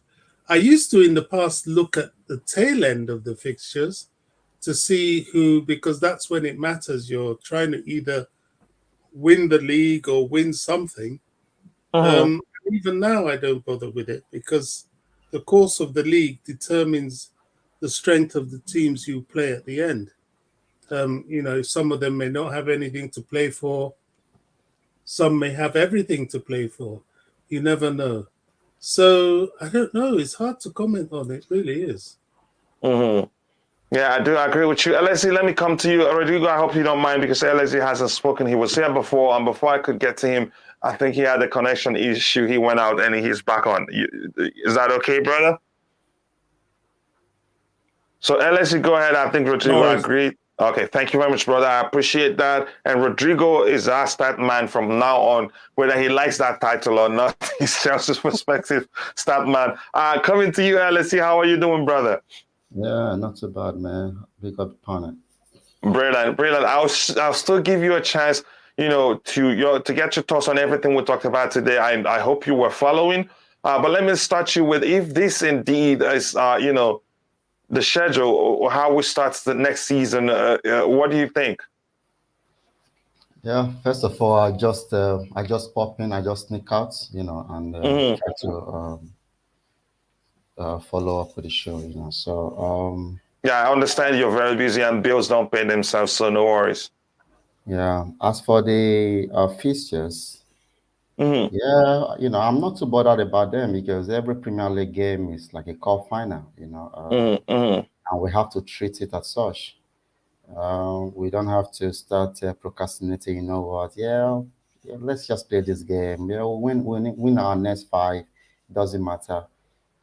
It depends on what our ambitions are. If we want to win the league, or if we are, talking ourselves out of that conversation. I already saw this team last season, and even the season we won the Champions League, that's 2 seasons ago now. I saw this transfer of energy from Thomas Tuchel to the team. Anytime it comes on, on the press conference and he make a comment regarding elevating our style of play and our confidence on the pitch and all of that. Anytime he says things like that, the result is always positive on the pitch. All right, it's always positive. But anytime you come around and say, you know what, we need to maintain our level and stuff like that, and then we're having praises of the team, then that's when things start going wrong. I've seen this before, So it's like you watching a movie, you can see what's going wrong, but the people in the movie, the characters in the movie, they don't know. They don't know what's going on. So that's what I say in my opinion. All right. So as far as these fixtures are concerned, I'm not bothered about them. We just need to be prepared. The question is, how prepared are we going to be for this season? Are we going to have our players for preseason, or are we going to use preseason as excuse? Man City just confirmed Helen signing. So we can see they are all moving. So I don't know what the excuse would be for us, because our sanction has been lifted now for the past 2 weeks. So it depends on how prepared we are. I understand some people will want to clear like the first 6 games, 10 games, whatever, and will be on top of the league. That can, beef up the momentum. So that's why some teams might prefer to have a lesser team with a low percentage rate of winning. So if we are able to face those teams at the beginning, then we can accumulate as much points as possible. But from last season, I know it's not going to be easy, especially this season. It's not going to be easy. Every single team. Let's look at Leicester, for example. Look at Tottenham. Look at Nottingham Forest. They still have that, pedigree in them. They believe they are a big club because they got 2 Champions League. They're going to be having a kind of attitude about them, and they want to prove themselves in the Premier League. We saw what happened with Brentford. At the very I think it was their first or second game they beat Arsenal, right? So, and this is almost the same trajectory with us now. So I just hope we are able to dominate them and win. Because if we're able to win these games, that will put us in a right mindset for the rest of the season. Yeah, and if you're in the chat, let us know what you know about the schedule, if in fact this is it. And Rodrigo, if you're available and you can speak, go ahead, let us know what you think. Yeah, I have. I always, when I look at the fixture list, I've got. I always look at 2 things: the big 4. The old time when we had the big 4 teams. When you play them, I prefer playing these big teams away from home in the first half of the season. And then play them at home in the second half of the season.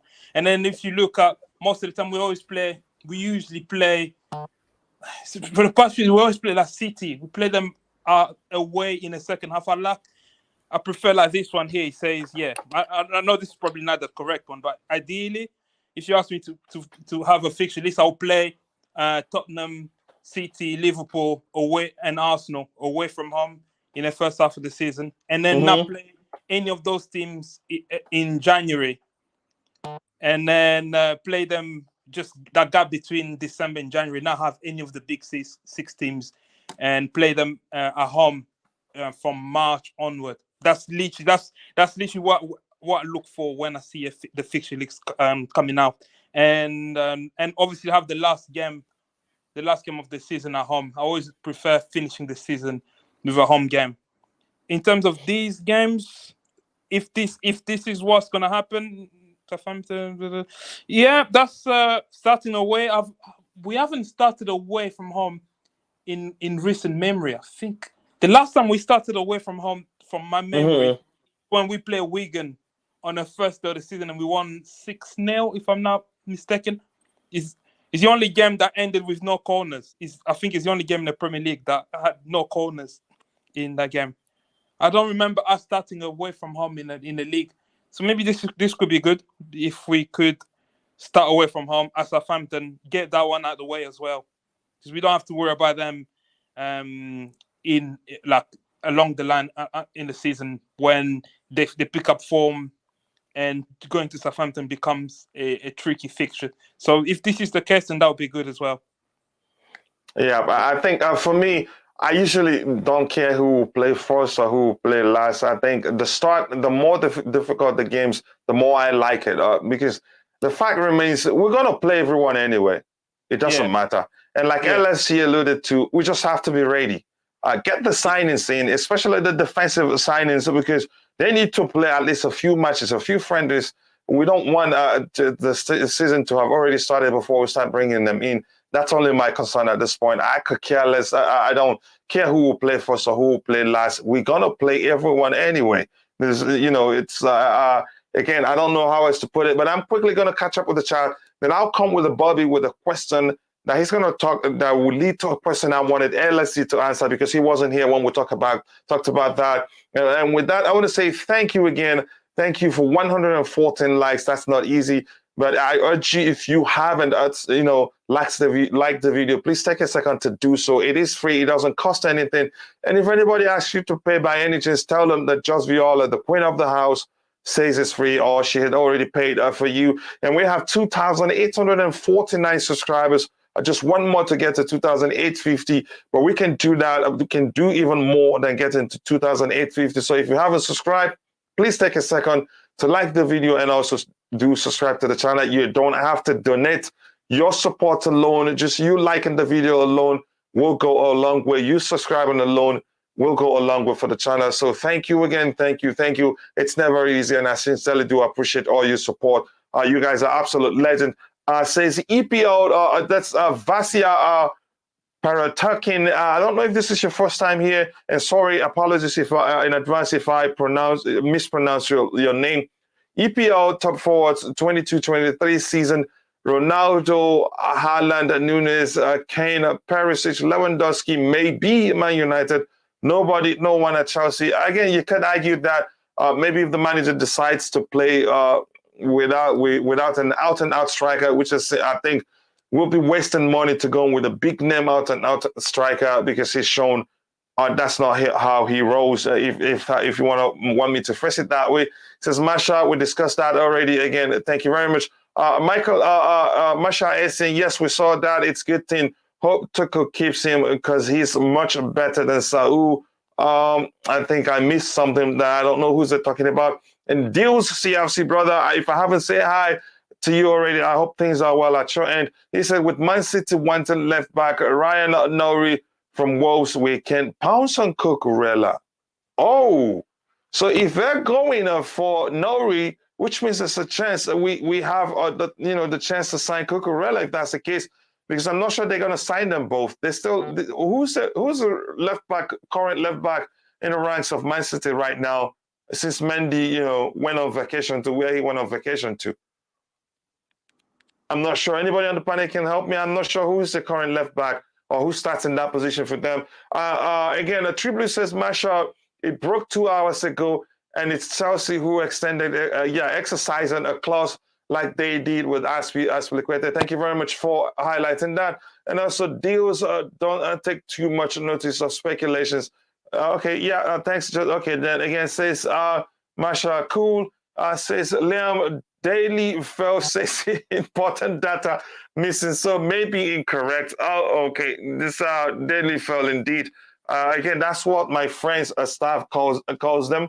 Again, Marshall Essien says it's good to play the big guns first. I'd argue that, but whoever will play, it doesn't matter. We're going to meet everybody anyway. Just win games. It doesn't matter. I want Lewandowski. Ask yourself, will he work at Chelsea? We've established that Tuchel doesn't really like to use out-and-out strikers. Has he changed? I don't know. We will see. So, again, will it make sense to go for Lewandowski? I don't know. I hear Gyuna Ekata says, what about Attila Slazai? Yeah, that's another one that I don't know what happened. There was rumors. Some say we had already signed him. Some say we have an agreement in place that once the window opens, he joins us. I don't know.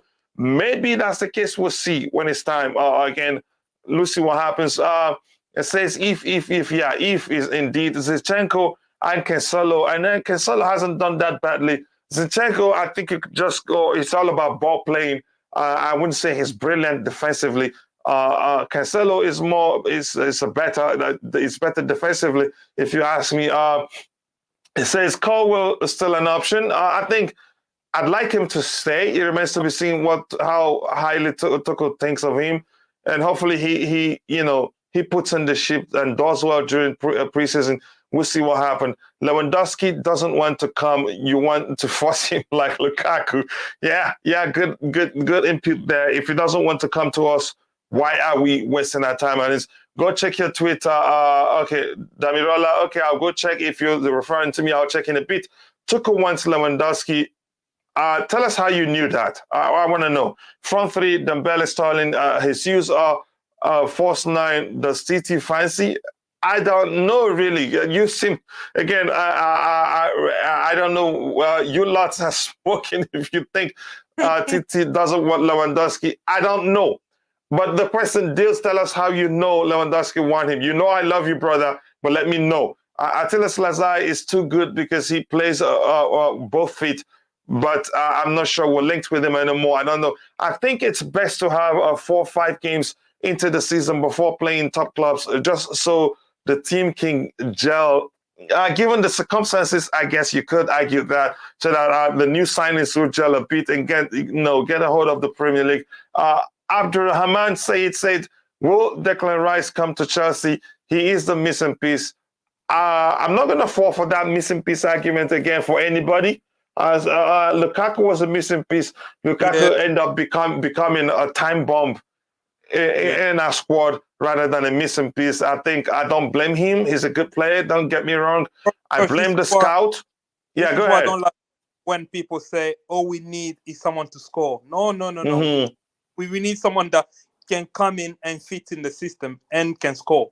If you just all we need is just a goal scorer. No. That's the mistake we did. Anyway. Yeah, that was a mistake. I blame the scout. I blame Thomas Tuchel. I blame again because no matter how you argue it, the scout agreed to it. No matter how you see it, Thomas Tuchel agreed to it. But that's, by the way, it's a mistake. It's a mistake. We just want to move on from it. I said TT wants Lewandowski because he knows what Lewandowski brings to the table. If we need goals, he will bring them. Again, good argument right there. TT wanted Haaland, didn't he? I don't know. But the rumors are he wanted him. Again, done deal. CFC have exercised an option to extend. Yeah. I think we've talked about that already. But thank you again, eBay TV, for always adding to that. Lewandowski is proven. He's proven, but is he proven in the Premier League? No.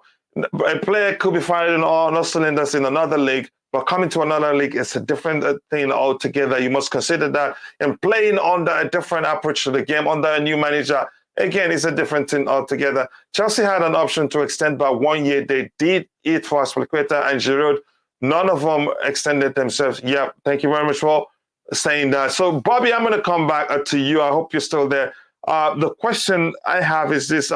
You have any updates for us or the Declan Rice, the links to Declan Rice? Because you said it there before that Chelsea, I think, negotiation. I don't want to misquote you, but you go ahead, give us an update about Declan Rice.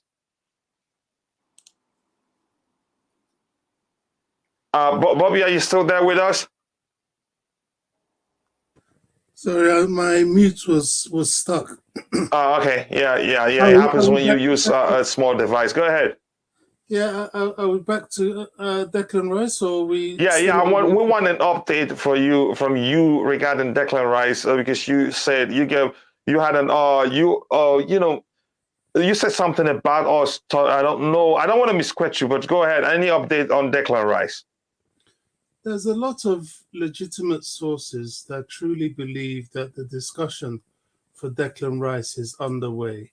And I believe so too. I think Declan Rice is a player that Tuchel likes. I don't understand people's misgivings with him. I think he's exactly what Chelsea need. He can play a defensive midfield role, and he can also play a left centre-back role, which is to add to the strength in depth and rotation that we're looking for.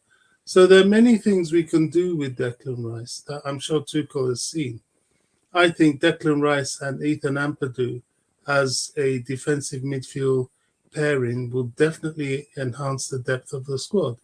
So As far as where we are with him, as you know, as stated, Chelsea pursuits or business for any player is never known. The only people that truly know is the club. And until the business is quarter to being done or completely done, nothing really gets out. And I think that will be even more so the case on the reign of Todd Boehly and the Clearlake consortium, because I think we seem our camp, in terms of what Chelsea does, seem a lot of them leaked under Roman Abramovich. And even when there are, some squabble, if you ask, between players during training session, it gets out and it gets twisted out, out of context and all that. I think we'll be hearing less and less of leaks from Chelsea Football Club. Again, that's my opinion. There's no telling what the club are doing in the market right now. And until, like you said, until somebody holds up the shirt, puts pen to paper, and we get a statement from the club, nothing is clear. But with that, I'm going to go now to LSG. LSG, your thoughts on our pursuit of Declan Rice and what Bobby just said.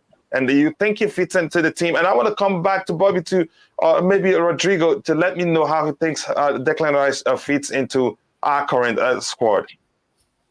Yeah. So go ahead, LSG. First thing I'll say about the Declan Rice issue is that discussing his signature for Chelsea has become so controversial among the fan base. Personally, I don't have a dog in the fight at all because he's not our player.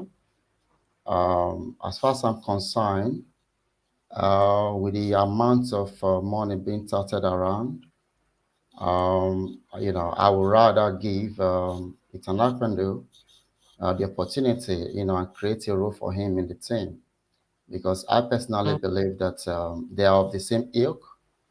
They came from the same academy, and if he had gotten the same chance that Rice had. But here's the thing, you could argue, I'm part of Eastern Chelsea Academy through and through. I think we bought him. It doesn't really matter. They came from that same club. Yeah, go ahead. Just like Mumbayamba. Mumbayamba is Chelsea Academy as far as I'm concerned. So and this idea that Tuchel loves him and all of that, I don't know where people are getting this information from. Did Tuchel speak to you? Did you have any conversation with him where he told you specifically that he liked these SYZ players? I think we are projecting what we want on Tuchel. If we have a player that we like, that we fancy, we say, oh, Tuchel likes him. Oh, Tuchel likes him. The only thing I can say about Tuchel regarding Declan Rice, probably maybe when Chelsea played against West Ham, and he was asked about him. And naturally, Tuchel is a nice guy and would like to be respectful. I understand the fact that he came from our academy.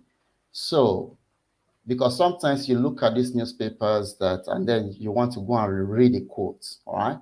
Let's go read the quote, and then they start giving you quote from years and years ago. It doesn't make sense. So if we are going to get him, that's fine. I don't know what the budget is. As far as I'm concerned, this period, I'm not worried about transfer. I'm waiting till 30th of June before I start getting panic.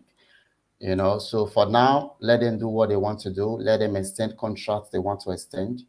Let them discuss the players that they want out of the team. And then let them take their time however they want to do it. But as for this player, Declan Rice, the figure being touted around, I'm not comfortable with it. That's my only concern about him. Can you still hear me? Yes, I can hear you. Okay, because my screen is frozen. Go ahead. Yeah, so however Tuchel decides to use him, it's going to be entirely up to him if we get him. But personally, I do not subscribe to the idea that Tuchel likes him or Tuchel likes any player that's been touted around so far, unless, there is a quote attributed directly to him. That's when I will, play into this idea of Tuchel likes this player or not.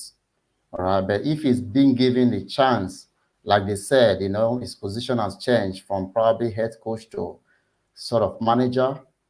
And now he now has a significant say in who comes in and who goes out, then I will be able to judge him and say, you know what, these are your signings because of your new role. But with the current role, I don't believe he has any say on who comes into the club. Yeah. Rodrigo, are you still with us? Yeah, I'm here. Yeah. So your thoughts on the links with Declan Rice, and where do you think he fits into our team? Yeah, I've got a different opinion to the other guy on the panel. I like Declan Rice. I think Declan Rice is exactly what we need. It will allow us, he's good at receiving the ball, because one thing that you need in that team is, you'll see when we play with Jorginho, anyone that plays deeper, is they should be comfortable receiving the ball from the centre backs and able to beat that first wave of pressure, and then we build from the back. And Rice is capable of doing that. And Rice can also allow you, if we play in a back four, when the two centre backs split, he can drop in and become that third guy when the two centre backs split. And he's really good at. He's good. Obviously, at West Ham and for England, he plays with a partner that I haven't seen him play as a lone DM. So that's probably the only concern I have. But apart from that, he's good on the ball, and he's not. I watched Tchouaméni for France against Austria. Obviously, he's not going to come to us anymore. He's gone to Madrid. I didn't see much difference between what Tchouaméni do and what Declan Rice does as well. And Rice is Premier League proven.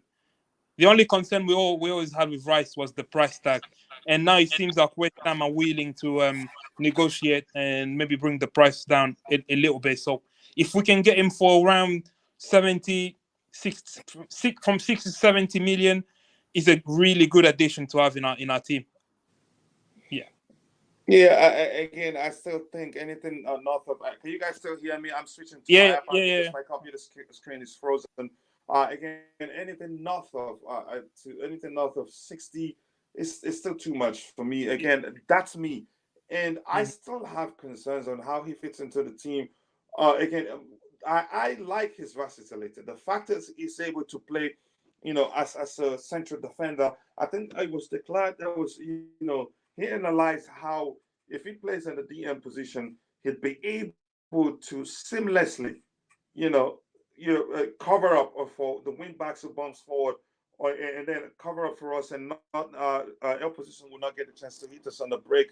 Again, Bobby, let me come to you. Can you tell me how you think he fits into our team? Declan Rice? Yeah, how well?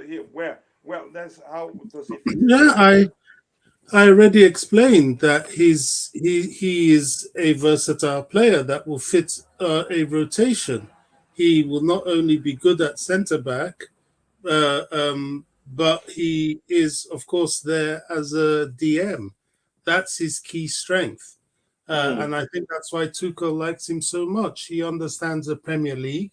He knows Chelsea. He's a Chelsea product and has always wanted to come back. So it's not like you're getting someone who needs a lot of guidance within the culture of the league and the club. And this is where you're getting a player who is of a good age and can give you longevity, and his experience in the Premier League would be helpful to the players around him. For me, it will be a very good buy. How about the argument of LSC that he'd rather see Ampadu given an opportunity than us paying, but LSC, are you well aware that the price has come down to 75? That's according to rumors. We're not sure. None of us, we cannot say we're sure about that. Yeah, I mean, he's not going to be up to 150 million. I very much doubt it. And as for Ampadu can play with Declan Rice. Ampadu doesn't have to go anywhere. We're going to need squad depth, and our squad depth should not be people like Ross Barkley and Saul that one of which has gone. It should be the likes of Ampadu. We need players in depth that we can play, not players in depth to just add numbers on the bench. That was our mistake last season. So Ampadu is not under any threat at all. His position is is encouraged. Yeah, It's enhanced by I, his sorry, go ahead. position is enhanced by Rice, and both of them can play CDM and centre back, so they're both flexible. Exactly what Tuchel wants. Yeah. Again, from Steve Chelsea. Steve Chelsea, question for you. Let us know how you knew that Thomas Tuchel likes, admires Declan Rice. We want to know, is he a good player? He's a good player. But what I'm not sure is how he fits into the team. I could be wrong, but many people have tried to explain that to me. I still do not understand that. And my apologies for that. Again, I can't even look at my Coach? screen. What's your issue? What is the one thing that apart from the price? What is the one thing that you're not sure about Rice from watching? I'm not sure how he fits into the team in terms of the midfield area. But his passing is not. His control of the game is not good enough, or he's not good at winning the ball back. What? Yeah, I would say that's mainly his ability to beat the press is where I'm concerned. Maybe I don't know him that too well to say, okay, I think he's good enough. Again, that's me. Mm-hmm.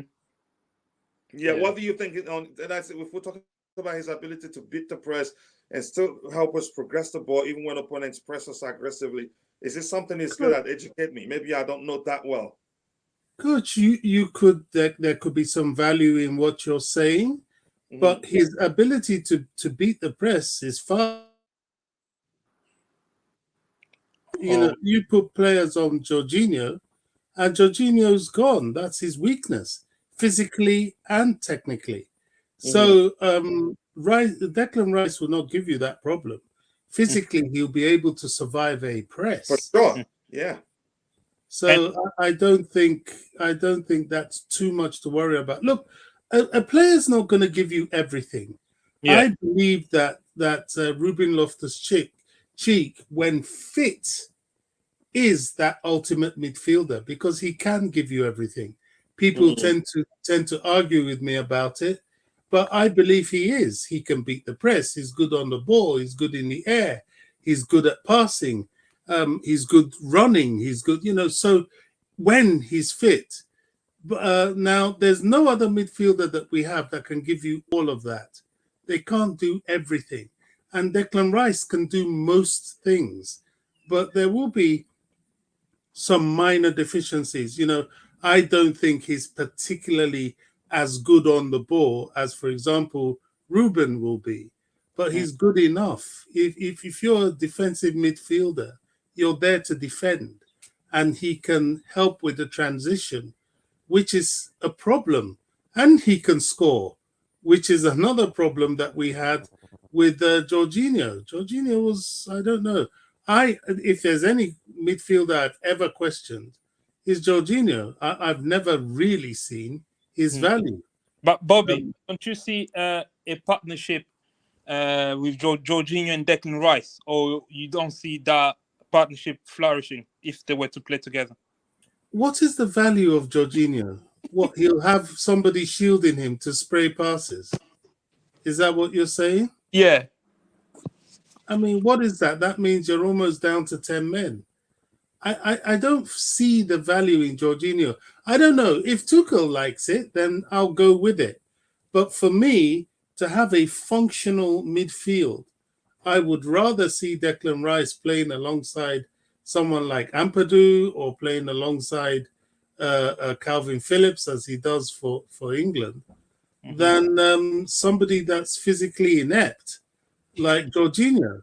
I err a lot on the physical side of the game because I see that as a weakness of Chelsea. That was our biggest weakness last season. Physically, we were bulldozed far too often in the midfield. And even in the days when we had the great Cesc Fabregas, Fabregas was a fantastic player on the ball. He could distribute the ball like none other. But whenever we dared play him in midfield alongside Kante, we were finished. It was only whenever he plays, we had serious issues. It was only when we had Matic that he was able to come in and thrive. Now he does give you that eye of the needle, threaded ball, that creativity in midfield. But what does Jorginho give? I don't know. I think he's a hyped player. I think Georgie's luxury, and he's been very lucky in his career to get to where he is. Yeah, I would say Jorginho is. I think in Italy he'd be an irreplaceable player for most teams. Juventus even because they like playing with registers. We must recognize Jorginho first of all. He's a register before anything else. That and again, I think that's why Thomas Tuchel, whenever he's fit, he's mentally fit.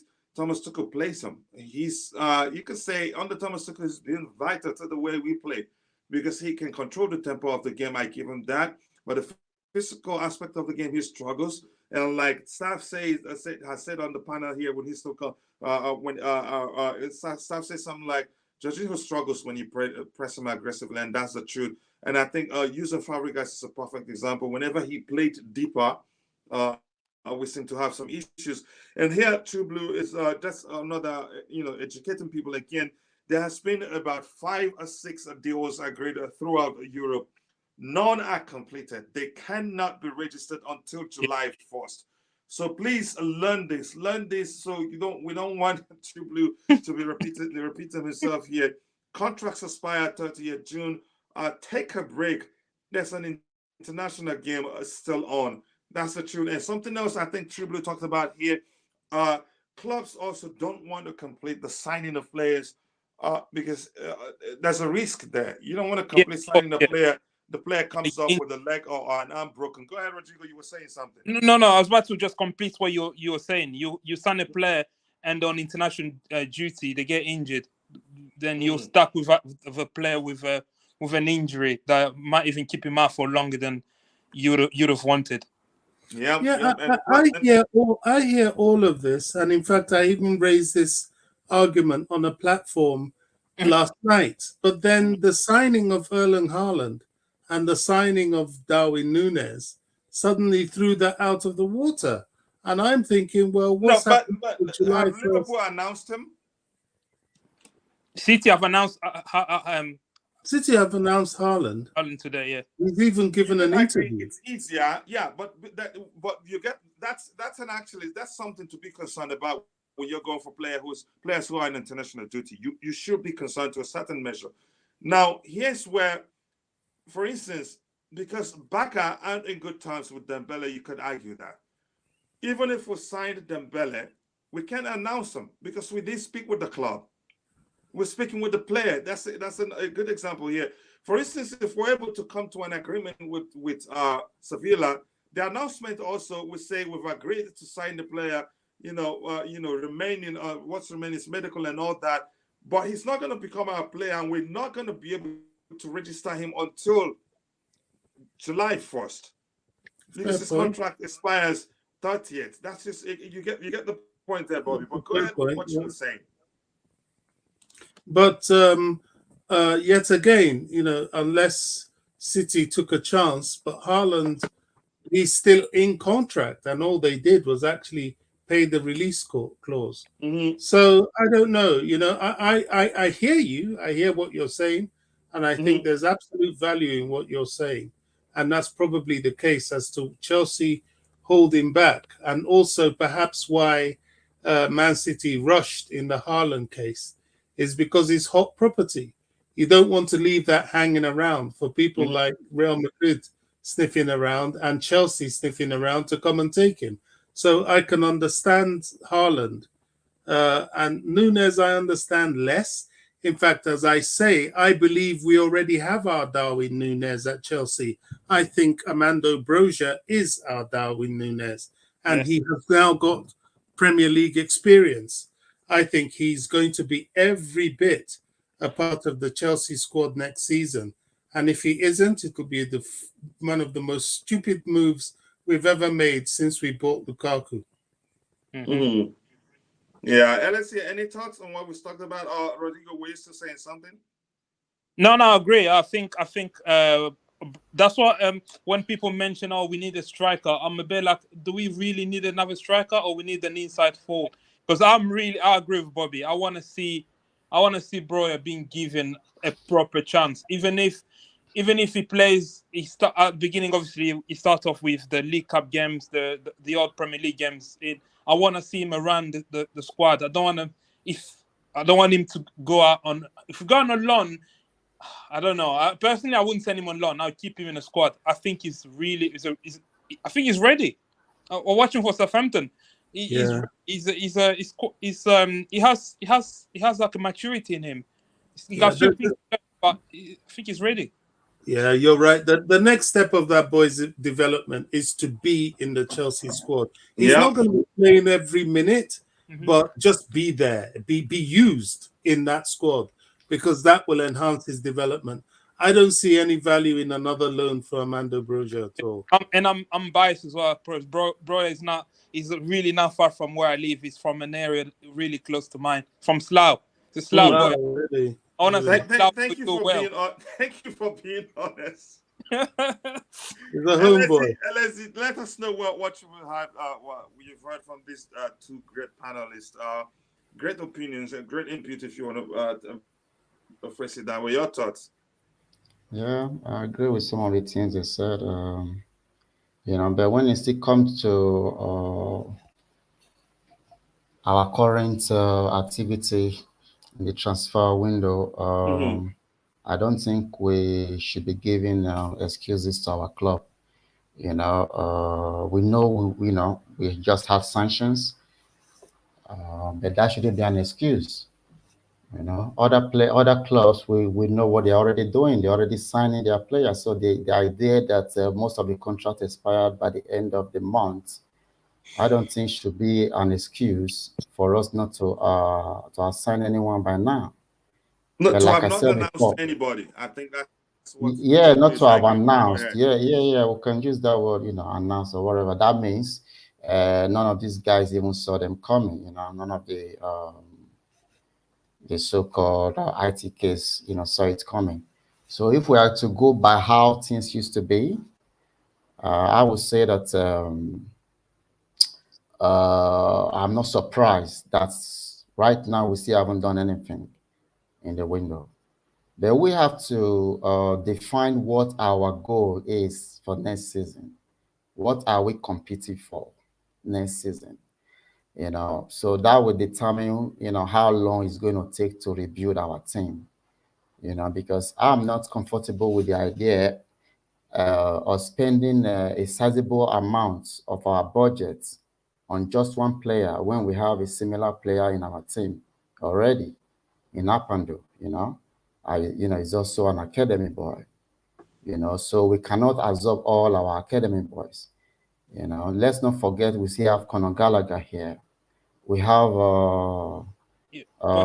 Gilmour just extended his contract. All right. Can I ask you one thing? You mentioned Ampadu.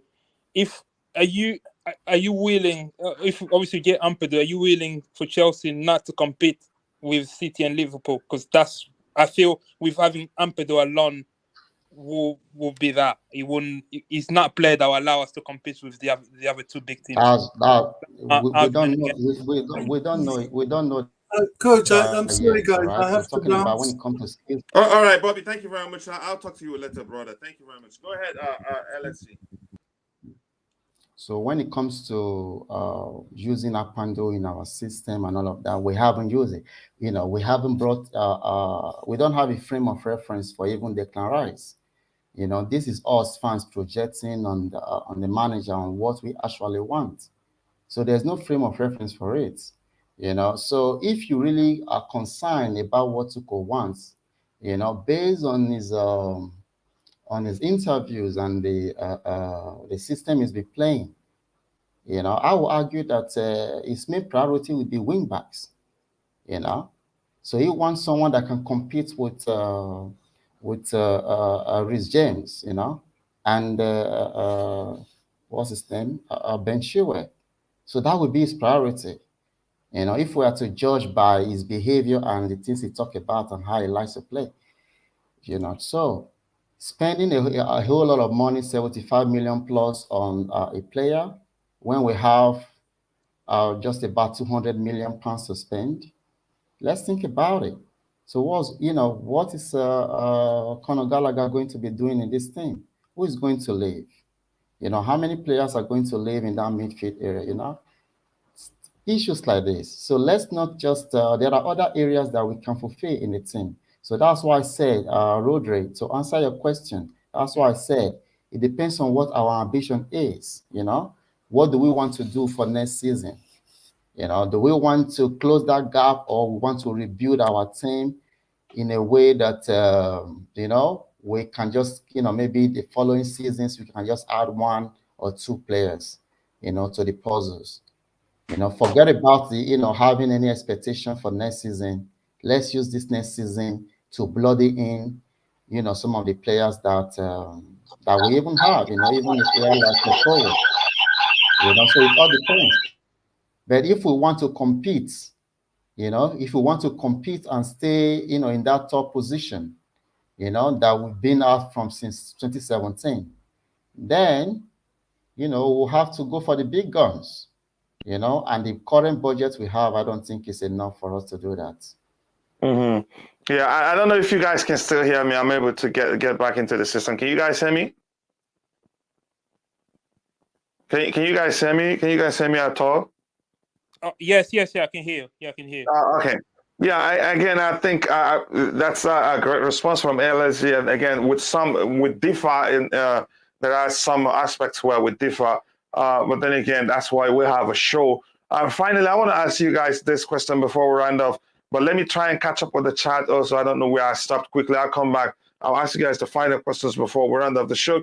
Sao Polisi can buy St. Maxima from Newcastle. I've argued before here that the issue I have with St. Maxima is that he still plays like he's in primary school, even though he's a certain age where you expect him to be a finished product. He's not even close yet. Very immature. Sorry? He's very immature as a football player. I don't like. I like a player that do maybe 1 or 2 skills, 3. Keep it simple. I don't want you to be doing that the full 90 minutes. You losing the ball is in areas. Yeah, you're not productive. Yeah, he overdoes it. He overdoes it for me. Yeah, that's my argument. Let me see what else I have to look at here. Again, my screen again. I don't know. I thought I was good to go. But let me ask this question, and maybe I'll come back to that later. The question I want to ask is this. LSG, do you sense it, given the players that we're linked with, plus the players we have already, do you sense that Thomas Tuchel will switch up things in terms of the system come next season? Oh my God, that was another thing that is on every fan's mind, I guarantee you, the day Thomas Tuchel announced he's going to play for the back, it's like we won a competition. It's like we won the Champions League. There's going to be a massive celebration. Listen, man, let's allow the guy do his job, all right? We saw, I said sometime on this stream, Emma Hayes is using 3 at the back. She's won the, back-to-back WSL titles, all right? We can say, well, it's women football. But it's getting better with good quality, man. I'm telling you. So she understands it, and she swear by that system. It's not as if Tuchel is not capable of switching it up. Let's just allow this guy to build his team, The reason the women our team, the reason they are being successful is because it's been a long time coming. They've been doing it. It's been a long walk, and she's been there from the very beginning. She's like Alex Ferguson, so you can maintain success, you can retain success and stuff like that. That's what Carlo Ancelotti should have been for us, but, we didn't allow that to materialize, So let's just allow this guy, no pressure, build your team, because what we want is this. By the time they start clicking, we know we are going to be on the very, very highest level. We've seen it before. We saw what Thomas Tuchel could do with scrap, all right? He wants to with scrap, you understand? So we know he's tactically astute.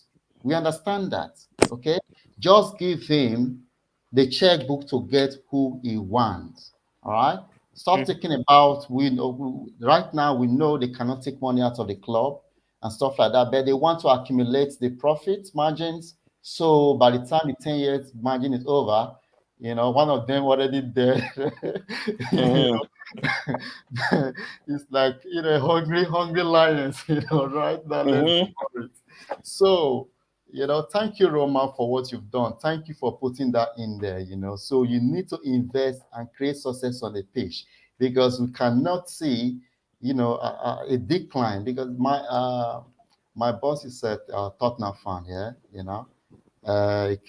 he's from a long line, generation of Tottenham fans. You say his grandfather is Tottenham, his father Tottenham, his children. And they've been trolling me, since Anthony Conte came around. They've been trolling me at work, right? That Tottenham is winning the league. They are convinced Tottenham will win the league next season. Wow. You understand? I'm telling you, man, that's what we've been arguing since morning. You understand? So, yeah. So it's like that. Next season is going to be, I would prefer Tottenham to win the league than Man City to win the league again. No. You're gonna cause a serious fight in the chat. No, no, indeed. Listen, I don't want Man City to win it again. Because that means they're now like about two leagues ahead of us. Come on, man. I don't want that. Nah, I'd rather Man City win the league for the next 100 years and Tottenham win any trophy. No, man. I don't want that. I don't want that. So let me let them brag a bit. Let them brag a bit and all of that. For ages. Apart from the Audi Cup, let them brag with the league. I don't want to see City win it again, fam. I don't want it because we showed them. We brought the system in to break down the establishment. So we cannot allow ourselves to be taken out by them. I'm only consoled by the fact that we have 2 Champions League, we have 4 European titles that they don't have. That's my only consolation when it comes to those guys. So I don't want City anywhere near the league next season. Yeah, I'm going to quickly catch up with the chat. I'll come back to you, Rodrigo. Get your thoughts on the system and ask you your thoughts, both of you, your thoughts on everything we've talked about today. So we'll call it a day. Say I'm off to catch some sleep before I go to work. Yes, brother, nice to have you around, and I hope you have a nice day at work and also a good sleep so you get enough energy. And thank you for supporting the channel. Well said. Bobby is gone. Letter Cronus, yes, indeed. I cannot cry for price if Marina can negotiate with the West Ham. Yeah, again, Lewis says Cronus down. Anything here to read? How many goals Maximus scored against the big teams? We don't need him. I don't need him either. Like I said, he still plays like he's in a primary school. Kante is already injured. Yeah. Again, that's a concern for me. But I think the club keeps some. With that, I want to say again, thank you. Let me see how many likes, and I think quite a few a good number of subscribers today. 121 likes. That's not easy. I'd be ungrateful not to say thank you. Thank you for 121 likes. But if you haven't, go ahead, like the video. We still have 76 people watching, and if you haven't, please go ahead and subscribe to the channel to become part of the family. That's a chance. We do a late show today because I feel energetic. I slept well yesterday, but we'll see what happens. The Queen of the House just said Kante is injured again. That's a concern for me, but I still keep him. Yes, I'm sad for him. That's why I don't like this Nations League. Yeah, again, to me, I'd argue it's unnecessary. And I think True Blue had an alternate argument. I forgot what his argument was. He prefers the Nations League to friendlies or so. I don't know. Nunes is a Mane out. So will he improve them? No. It's hard to say. What's your thoughts, Rodrigo? No, he won't. Why do you say that? That's some bias in my answer, but overall, I don't think he will. Mane is not just Mane doesn't score you just any goals. He scores you the clutch goals. To clutch goals is not easy. I think I want Mane to go. I think that weakens Liverpool. Because for me, between Liverpool and Man City, Liverpool is a team that we can catch up quicker than City. So any weaknesses, any time their squad get weaker is good for us because we'll catch them up. And Mane is better than Salah. Let's see quickly your thoughts on that. Yeah, I tend to agree with that because it's very difficult to reproduce the kind of personality that Mane is on the pitch. Technically gifted and is very, very tenacious. I don't see this guy to be the. I don't see Nunes to be that kind of player. They probably would need to adjust the way they play to accommodate him because he's very clumsy, like an Andy Carroll kind of player. Yeah, that kind of player. I saw one of his games, his first touch. I saw his first touch. I just know, you know what? That was when I turned my back on him. I didn't want Chelsea to sign him after that. So let's Liverpool go with the burden of spending heavy money on the transfer. I think it's going to take him time to adapt with Liverpool. He's only been doing this for only just one season, as far as I'm concerned. So I'm not worried that they went ahead and got him, but it's a statement, nonetheless. Mm-hmm. Yeah, he's a hot prop to everybody wants him. He is a hot property, and he qualifies as a marquee for them because there are people from maybe they already have that already from Uruguay when Suarez was there, right? Maybe the new generations now will have another player in Uruguay that can bring the fan base to them. So that's one thing about his signing. Yeah, I still think he would do well. I still think he would do well. Yeah, he would do well in the long run. I'm not going to put that out. But I don't think it's like for signing. So now, Rustin says Madrid announced Tchouameni, City announced Haaland, so you can make signings in, and now said maybe Chelsea are being careful. That's a chance that's the case. It would. I don't know. And by the way, Rustin, I think this is your first time here. Welcome to the channel. If you haven't, please keep liking the video, and thank you for 124 likes. But I know more people can like, and then more people can also join the channel because our analytics show that almost 80% to 90% of the Blue Morning Show, people that watch the Blue Morning Show, hasn't subscribed. So please go ahead, keep liking the video and keep subscribing, and thank you in advance. Says Steve Chelsea, okay, this is just a conversation between the two. Says, how much are you willing to spend on Declan Rice? If it were up to me, something around 50 to 60, I think it's fine. If it were up to me, 70 acceptable, but I think a little bit too much. We're blowing nearly the money in an area we can argue isn't a priority right now. Again, that's me. Says, Alt Nolly News just dropped. One of your subs said he'd be a good fit the other day. Yeah, exactly. But I get that.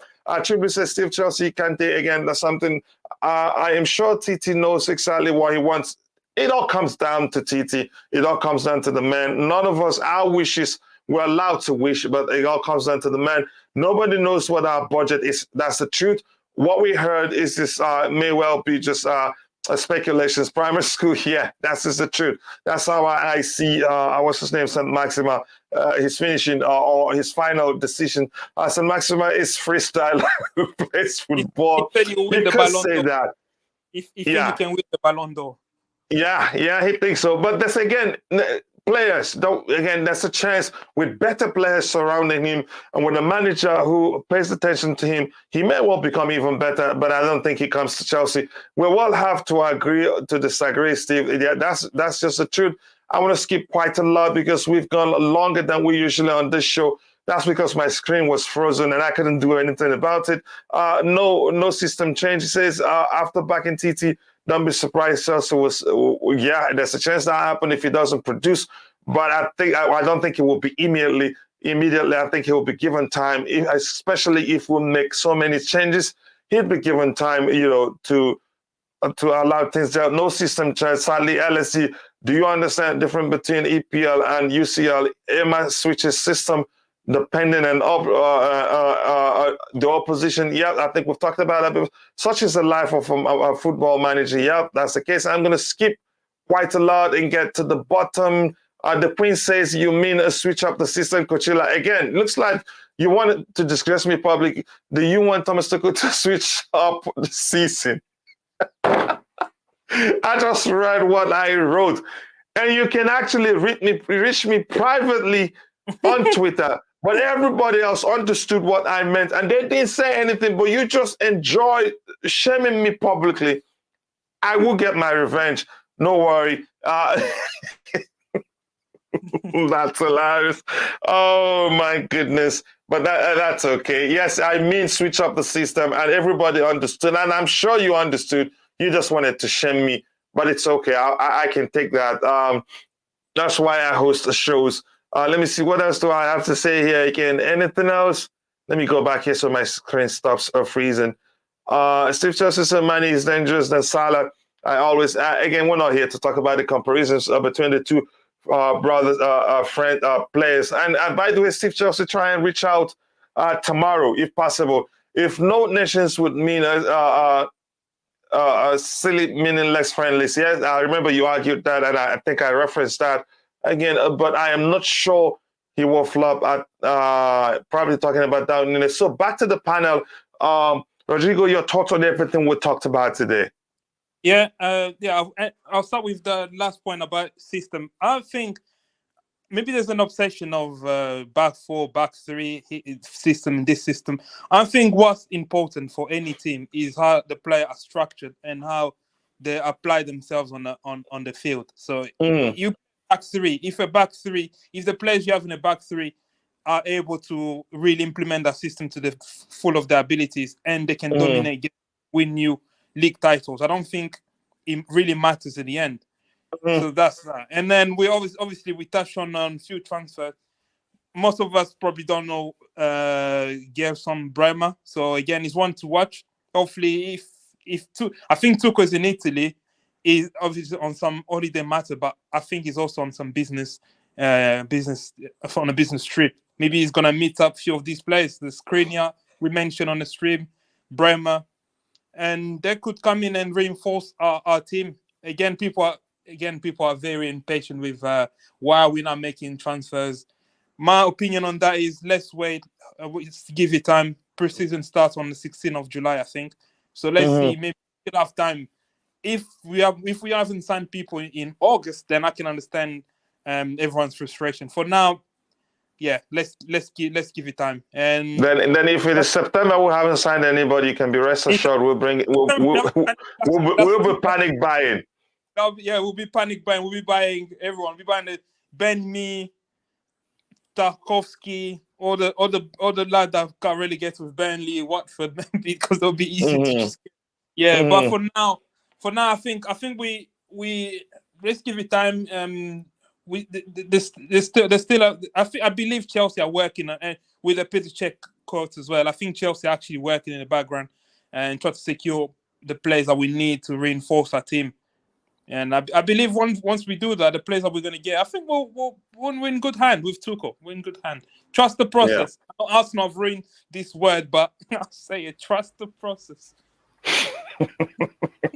You can't believe you're saying it, right? And that's from our brother Rodrigo, the Chelsea Perspective stuntman. I hope he accepts that title. Again, Libel, before I go to LSC to Ramba for us, Libel says no, I don't want a system change. Again, yes, we're all entitled to our opinions. I want a system change. I want him to be able to switch it up. A system change when we don't have the right players. That's a good argument. But right now, actually, you can argue we have the right players to actually switch up the system. But he doesn't. Don't have the right players for the current system. Wouldn't make sense, brother. I get your argument. Again, this is Josh Viola. She's enjoying shaming me in public, but it's okay. Like I said, I'll get back to you. I am watching Victor Osimhen right now, and it's looking like, I know Nigeria are winning 3-0. Have they scored even more? I don't know. But good for them. We beat Tottenham with 4 at the back. No goals conceded. Yes, again, since the whole world is currently playing AFCON qualifiers, for example, that's the truth. That's the truth. I'm following that too. They are winning 4-0. Victor Osimhen, 2 goals, 2 assists. Brilliant. And, now coming back to you, Alice, your thoughts on everything that we've talked about so we can round off the show. Yeah, I would say that the fan base should calm down. No need to start fighting each other over players that we don't even have yet. And I scan through Twitter and I see the way the fan base is just getting explosive over a single player like Declan Rice. I cannot believe my eyes. Ridiculous. And what people should understand is this, if you continue to push, for a certain player, there's a tendency that it creates or generates some level of repulsiveness in others that are not even concerned about the situation at all. People just want to be antagonizing just for that sake, just because you are pushing him so much. People just want to resist. So I think we should be careful. Let's hope that Tuchel actually have control over the transfers, and let's also hope that the new ownership understand the kind of club that they just purchased. That this is not just a club where we do second fiddle. So I hope they understand that clearly and be ready to establish us to a place where we've been before, our rightful position. So I hope they spend the right money and spend it on the right players. And we just have to be calm, like I keep saying. I'm waiting till the end of the month, to see what we are doing, As far as the women's team is concerned, I think they are already pushing forward, with their signings and stuff like that. So I hope we have the same level of ruthlessness that they have, the same level of organization. I think the slowness, our slowness, our movement in the window right now, the reason why everything appears to be not working is based on the people that we have there before, the people that have been, pulling the strings right from before. I hope that with this new ownership, we finally get rid of them, because these are the same people that put us in debt under Lukaku, all right? The same people. So now Inter now have the guts to say whatever they want, so they even want us to pay half of his loan. Can you imagine that? So True. I think that moving forward, if we're able to get through this window moving forward, I know that Marina is leaving. I don't know about Bruce Buck. He should leave because the both of them, I think they gained 50 million pounds, for themselves. All right, that's the reported figure. So that should be your retirement money. So leave my club, bring in new people, that will make sure that we are not going to encounter these men anymore. I'm even happy right now that it's now more profit focused, even though they can't take money out at this point in time. All right, because being profit focused means that they have to be careful on who they are spending on. All right, They have to get it right. They have to get it right, otherwise they're going to be losing millions. All right. So also that includes not paying managers' court fees and stuff like that. Sacking managers and then paying their compensations here and there. All that contributed to the debt that we have. Okay. So I think we have opportunity to start on a clean slate, and starting on a clean slate means Thomas Tuchel need to stop being nice and be extremely ruthless, just like MIA is. I'm watching a documentary that the Chelsea women documentary now on the Zone's channel. All right, it's absolutely beautiful. This woman she's scary, right? Extremely scary to these women. And you can imagine the things she says to these ladies, all right? And these are people we call emotional beings, right? And they are able to accept these criticisms and move on. The ones, even the player, like one of the players, Romano Bachmann, she now plays for PSG, but she wasn't good enough for Chelsea. Can you imagine that? So that's standard. That's standard. So I just hope that Thomas Tuchel stop being afraid of being sacked. I know he's looking for a permanent home, and I hope that Chelsea becomes his permanent home. And he should have the freedom to be ruthless, just like the way Emma is. I think it will be now with the new regime. I think it will be.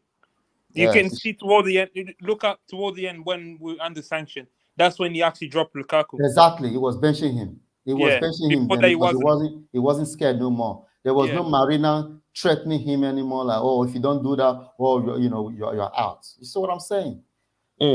So yeah, I don't want any player to be imposed on our manager, and we should give the manager a long time, longevity. We know he's capable.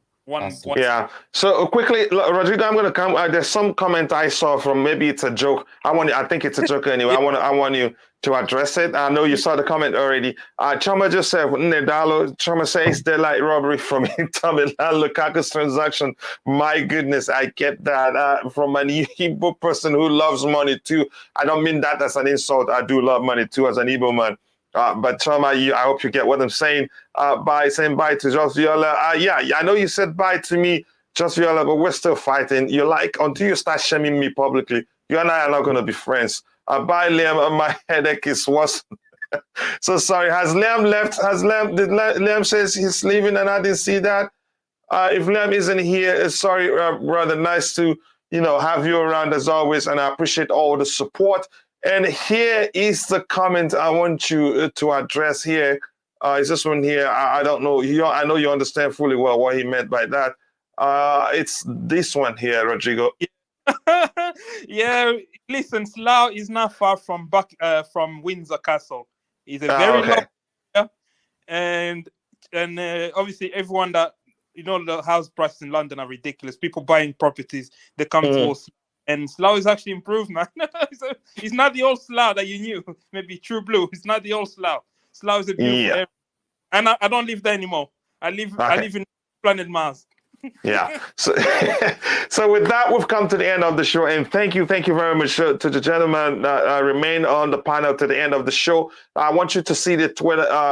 Rodrigo isn't on Twitter yet, but I hope he joins soon so that people can follow him, and I hope he uses his Instagram handle next time. Please go follow LSG. I think you see the same picture, or if you see two LSGs, follow them both. They're both his accounts. And again, do follow, check out Rodrigo. And then I'll try to add his information in the description section, but he has to send me how he wants me to address him and what social media links he wants. I want to say thank you to both men. I will start adding that of LSC to and everybody who comes onto the channel. With that, I want to say thank you to everyone from Steve Chelsea, the True Blue for all the great input, to Just Viola, the Queen of the House, Icy, and then Choma also for finding time to join here. So Choma, again, dollar to you. Liam Len, who was here a while ago, probably has left. Lee Bell and every other person. If I miss your name, my apologies. I'm only human. And I hope to see you later in the day if we decide to host an evening show. If not, I will see you tomorrow for another Blue Morning Show. Thank you. God bless us all, and bye.